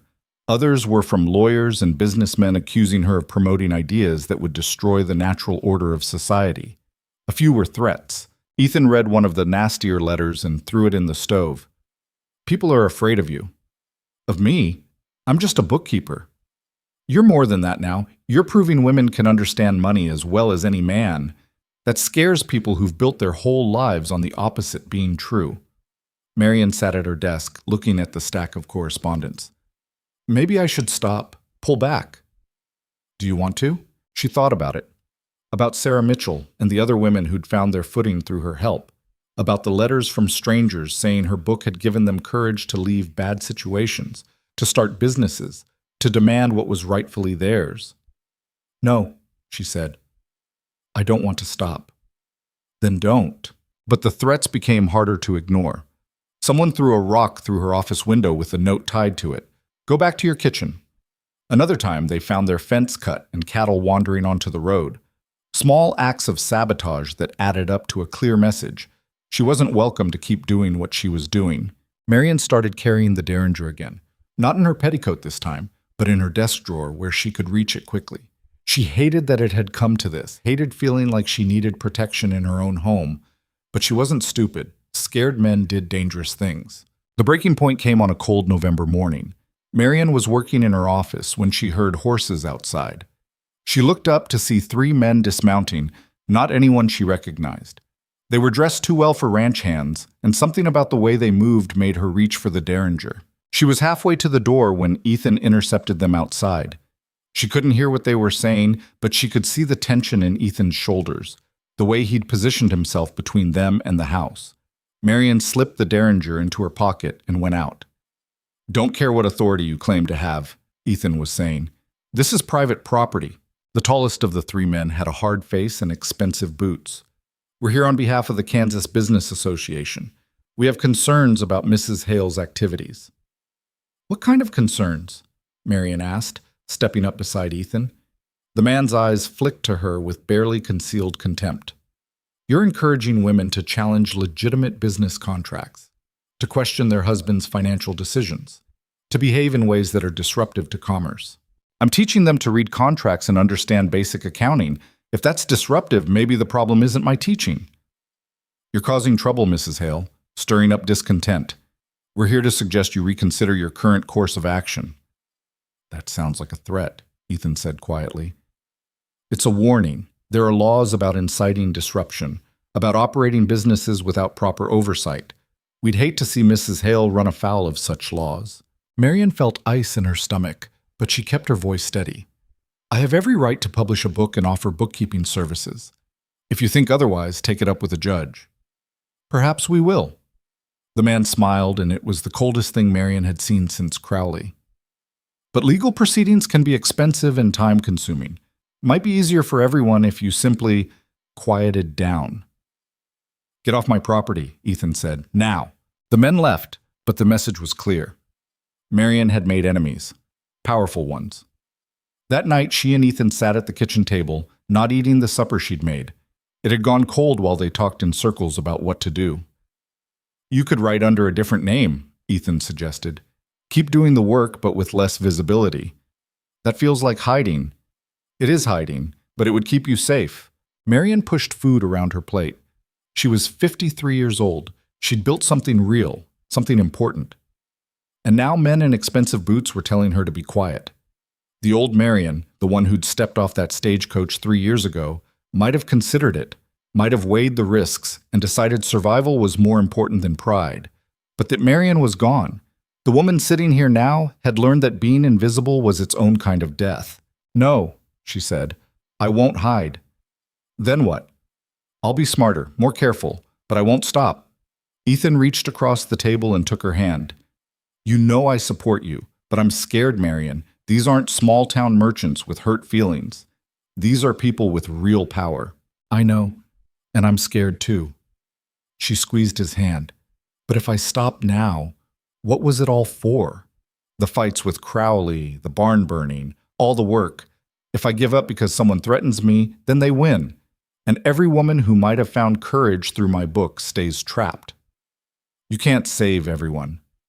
"No, but I can try to save someone, and maybe that someone saves someone else. That has to count for something."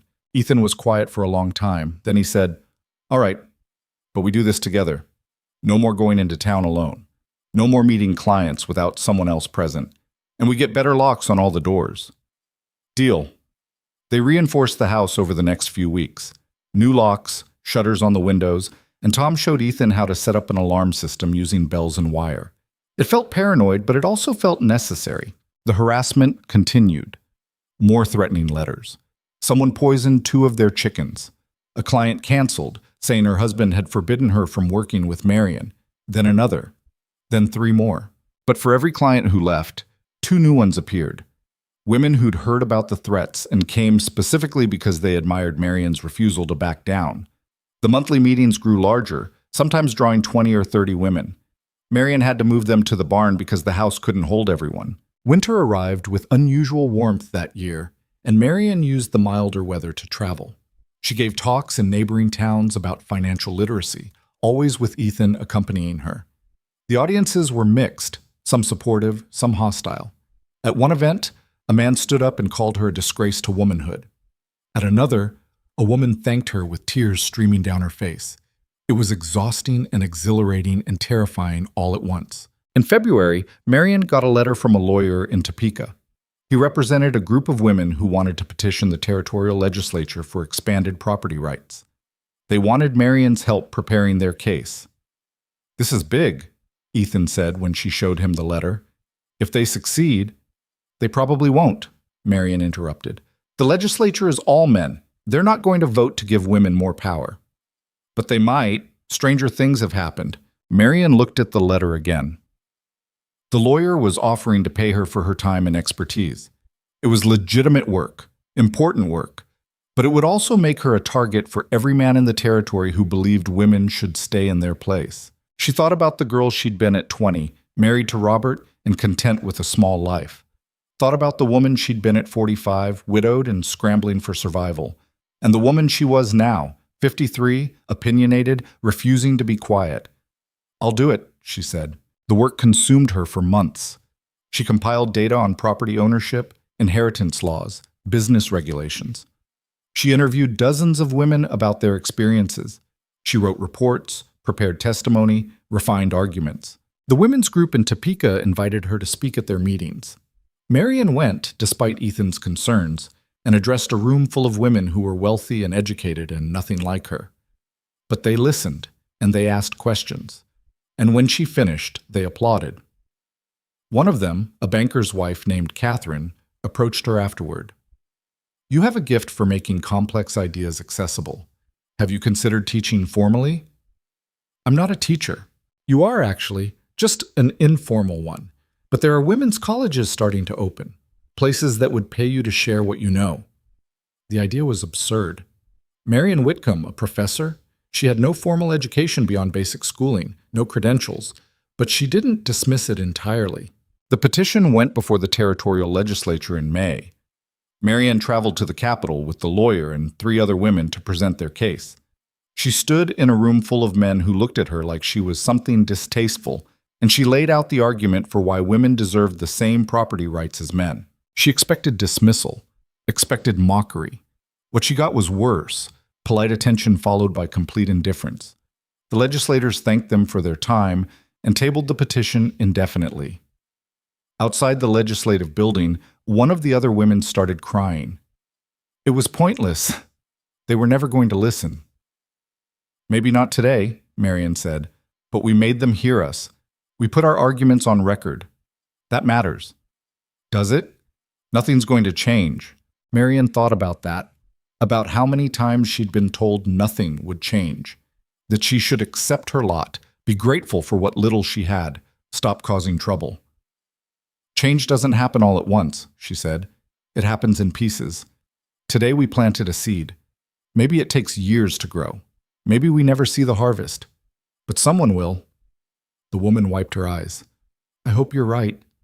"So do I." The trip back to Redstone was long and quiet. Ethan met her at the stagecoach stop, and she fell into his arms, exhausted. "How'd it go?" he asked.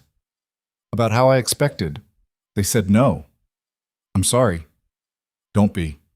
We tried. That's more than most people can say." They rode home in comfortable silence. The prairie was green with spring growth, and the air smelled like rain. When they reached the house, Marian stood for a moment just looking at it. This place they'd built together. This life she'd carved out through sheer, stubborn will. "I'm proud of what we've done here," she said. "Me too." "Even though we haven't changed the world?" Ethan turned her to face him. "We've changed our world, and the worlds of everyone you've helped." "That's not nothing, Marian." She knew he was right, but there was still a part of her that wanted more. Wanted to see real systemic change. Wanted to know that all this fighting had been worth something bigger than herself. Summer brought new challenges. The Kansas Business Association filed a complaint against Marian, claiming she was practicing law without a license because she'd helped women understand contracts. It was a flimsy accusation. She'd never claimed to be a lawyer, but it meant more legal expenses, more stress. The case dragged on for months. In the end, it was dismissed, but the message was clear. They would keep coming after her, keep trying to shut her down. "How long can we keep fighting?"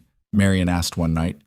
She was so tired, tired of being afraid, tired of looking over her shoulder, tired of defending her right to exist. "As long as we need to," Ethan said. But he looked tired too. That's when Marian made a decision. She couldn't control what men in power did. Couldn't force the legislature to change laws or make the business association stop harassing her. But she could control her own response. She stopped trying to win every fight. Started picking her battles more carefully. She kept working, kept writing, kept teaching. But she also started saying no to things that put her in unnecessary danger. Started protecting her energy for the work that mattered most. It felt like retreat at first, like she was giving up. But gradually she realized it wasn't retreat. It was strategy. She'd spent years proving she wouldn't be pushed around. Now she needed to prove she could sustain the work long term. By autumn, things had settled into a new rhythm. Marian's client list was smaller but more stable. The monthly meetings continued, though with better security. The book was in its 3rd printing, and she'd started working on a second one about inheritance law. She was getting older. Her joints ached more. Her eyes tired faster. Gray hair had fully replaced the brown. But she was also getting wiser. Learning that persistence mattered more than perfection. That changing one life completely was better than changing 1,000 lives superficially. One October afternoon, a young woman showed up at the house. She couldn't have been more than 19, thin and nervous, with a bruise on her cheek she'd tried to hide with powder. "Mrs. Hale, I'm Anna Brennan." Marian went very still. Brennan. The name from Crowley's ledgers all those years ago. The $300 in unpaid debt that had started everything. "Come in," she said. Anna told her story haltingly. She was Crowley's niece. He'd been using her name to hide money from his wife, running up debts he never intended to pay. When Anna had found out and confronted him, he'd hit her and threatened worse if she told anyone. "I need help getting away from him," Anna said. "Everyone says you help women, so I came here." Marion looked at this girl who'd been used and abused by the same man who'd tried to destroy Marion, and she made a choice. "You can stay here," she said, "as long as you need."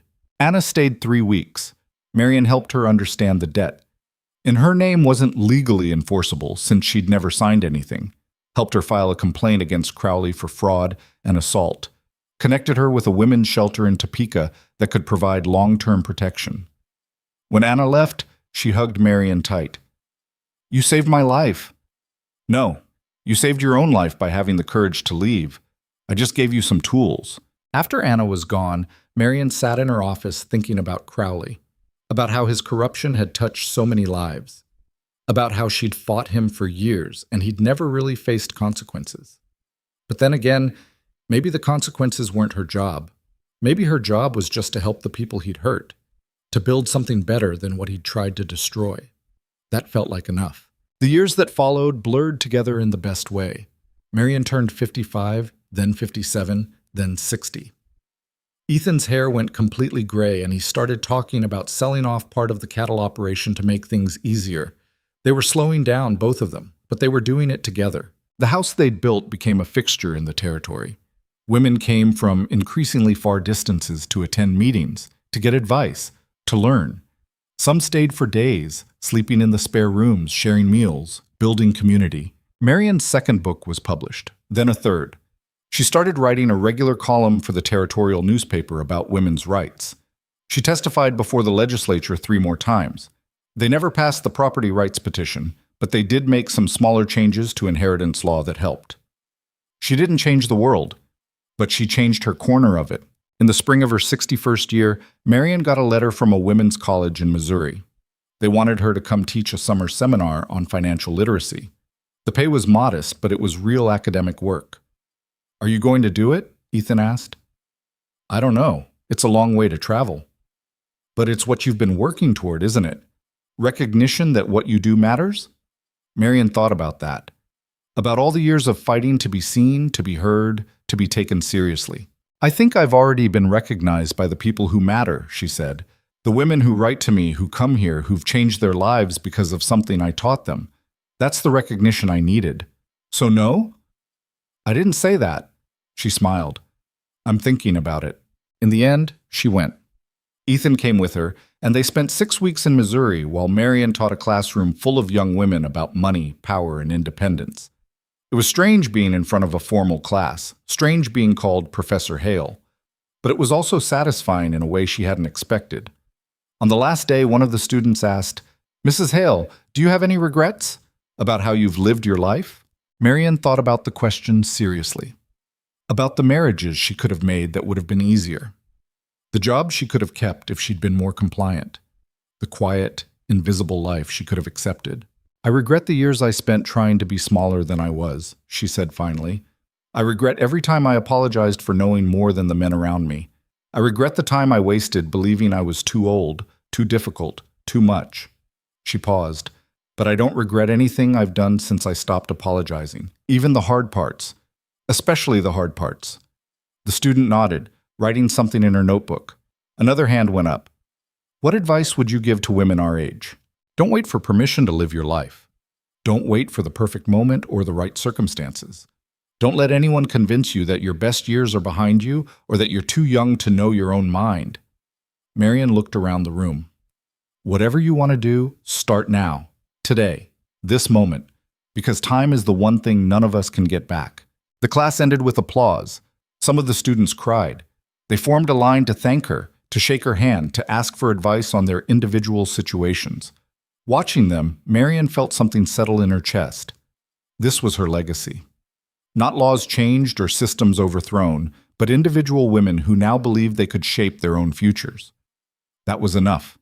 That was everything. She and Ethan returned to Kansas in late summer. The prairie had never looked more beautiful. Golden grass rolling to the horizon, sky so blue it hurt to look at. The house stood solid and welcoming, exactly as they'd left it. "I miss this place," Marion said as they pulled up. "Me too, though Missouri was nice." "It was, but this is home." They settled back into their routine. Clients came and went. The monthly meetings continued. Marion started work on a fourth book, this one a memoir about her journey from desperate widow to successful businesswoman. She was 62 when the territorial legislature finally passed a version of the property rights petition.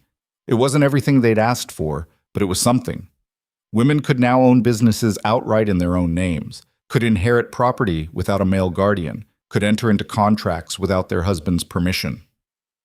The lawyer from Topeka wrote to tell Marion the news. "Your testimony made this possible," he wrote. "You should be proud." Marion read the letter twice, then set it aside. She felt pleased, satisfied even, but not vindicated, because the truth was, she'd stopped needing external validation years ago. She knew her worth. The women she'd helped knew it. That was enough. That evening, she and Ethan sat on the porch watching the sunset. They were older now, both of them.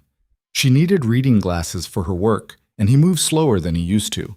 But they were still here, still together. "Did you ever imagine this?" Marion asked. "When you first met me?" "Honestly? No, I thought you were impressive, smart, probably too good for Redstone. But I never imagined you'd become who you are now." "Who am I now?" Ethan thought about it. Someone who refused to disappear. Someone who took every obstacle and turned it into a stepping stone. Someone who changed lives, including mine. Marion felt her eyes sting. Even after all these years, Ethan could still make her cry with his simple honesty. "I was terrified when I came here," she said. "I thought I was starting over for the 100th time. Thought I'd work for Crowley for a few years, save some money, and eventually fade away like everyone expected." "But you didn't fade." "No, I didn't," she smiled. "I got stubborn instead." "Best decision you ever made." They sat in comfortable silence as the sky turned orange, then purple, then dark. Somewhere out on the prairie, a coyote called. The wind rustled through the grass, carrying the scent of coming autumn. Marion thought about the woman she'd been when she stepped off that stagecoach 6 years ago. Carrying everything she owned, no idea what was coming, just desperate determination to survive. If she could go back and tell that woman what was waiting, the love, the success, the impact, the life she'd build.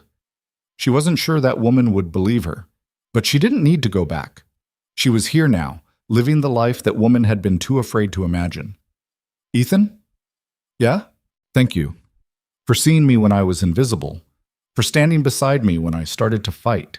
For loving me when I thought I was too old to be loved." He reached over and took her hand. "Thank you for letting me. For choosing me. For building this life with me." They sat there holding hands until the stars came out. And Marion realized something she'd been too busy to notice before. She was happy. Genuinely, completely happy. Not because everything was perfect, it wasn't. Not because she'd won every fight, she hadn't. But because she'd stopped measuring her worth by other people's standards and started living by her own. She'd spent 50 years being told what she couldn't do, couldn't be, couldn't have. And she'd spent the last 6 years proving all of it wrong. Not because she was extraordinary, not because she was lucky, but because she'd refused to accept the story other people tried to write for her. She'd written her own story instead. And it was still being written. Years later, when Marion was 68 and Ethan was 65, they hosted one of the largest gatherings the house had ever seen. Women came from across the territory and beyond. Former clients, students, readers of her books, friends. Some were young, just starting their journeys. Others were Marion's age or older, pioneers in their own right.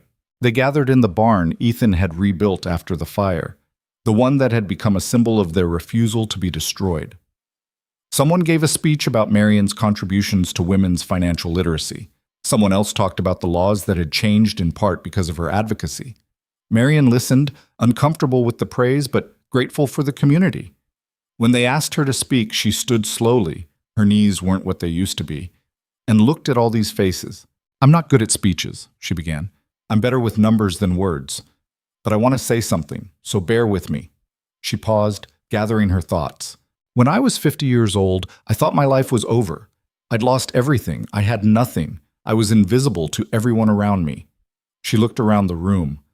What I didn't understand then was that being invisible gave me freedom, because when no one's watching, when no one expects anything from you, you can become whoever you want to be. I didn't start out brave, I started out desperate.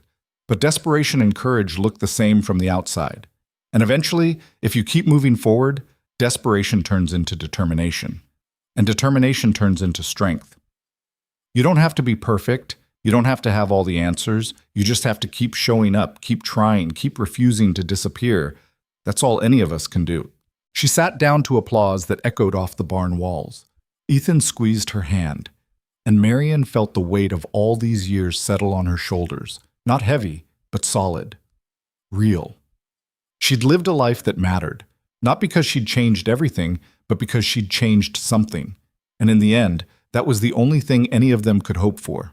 That night, after everyone had left and the house was quiet again, Marian stood at her office window looking out at the prairie. The moon was full, turning everything silver and strange. Ethan came up behind her, wrapping his arms around her waist. They stood like that for a long moment, two people who'd found each other when neither was looking, who'd built something neither could have built alone. "Any regrets?"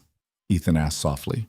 Marian thought about it, about the battles fought and lost, about the victories that came too late or not at all, about all the things she'd wanted to change but couldn't. "No," she said finally, "not anymore." Because the truth was, her greatest chapter hadn't ended when she turned 50. It had just begun. And she'd lived it fully, fiercely, exactly as she chose. She was Marian Whitcomb Hale, widow, bookkeeper, author, advocate, teacher, wife. A woman who'd refused to be invisible, who'd built a life of purpose and meaning out of nothing but determination and stubborn hope. And that, she thought, was more than enough. It was everything.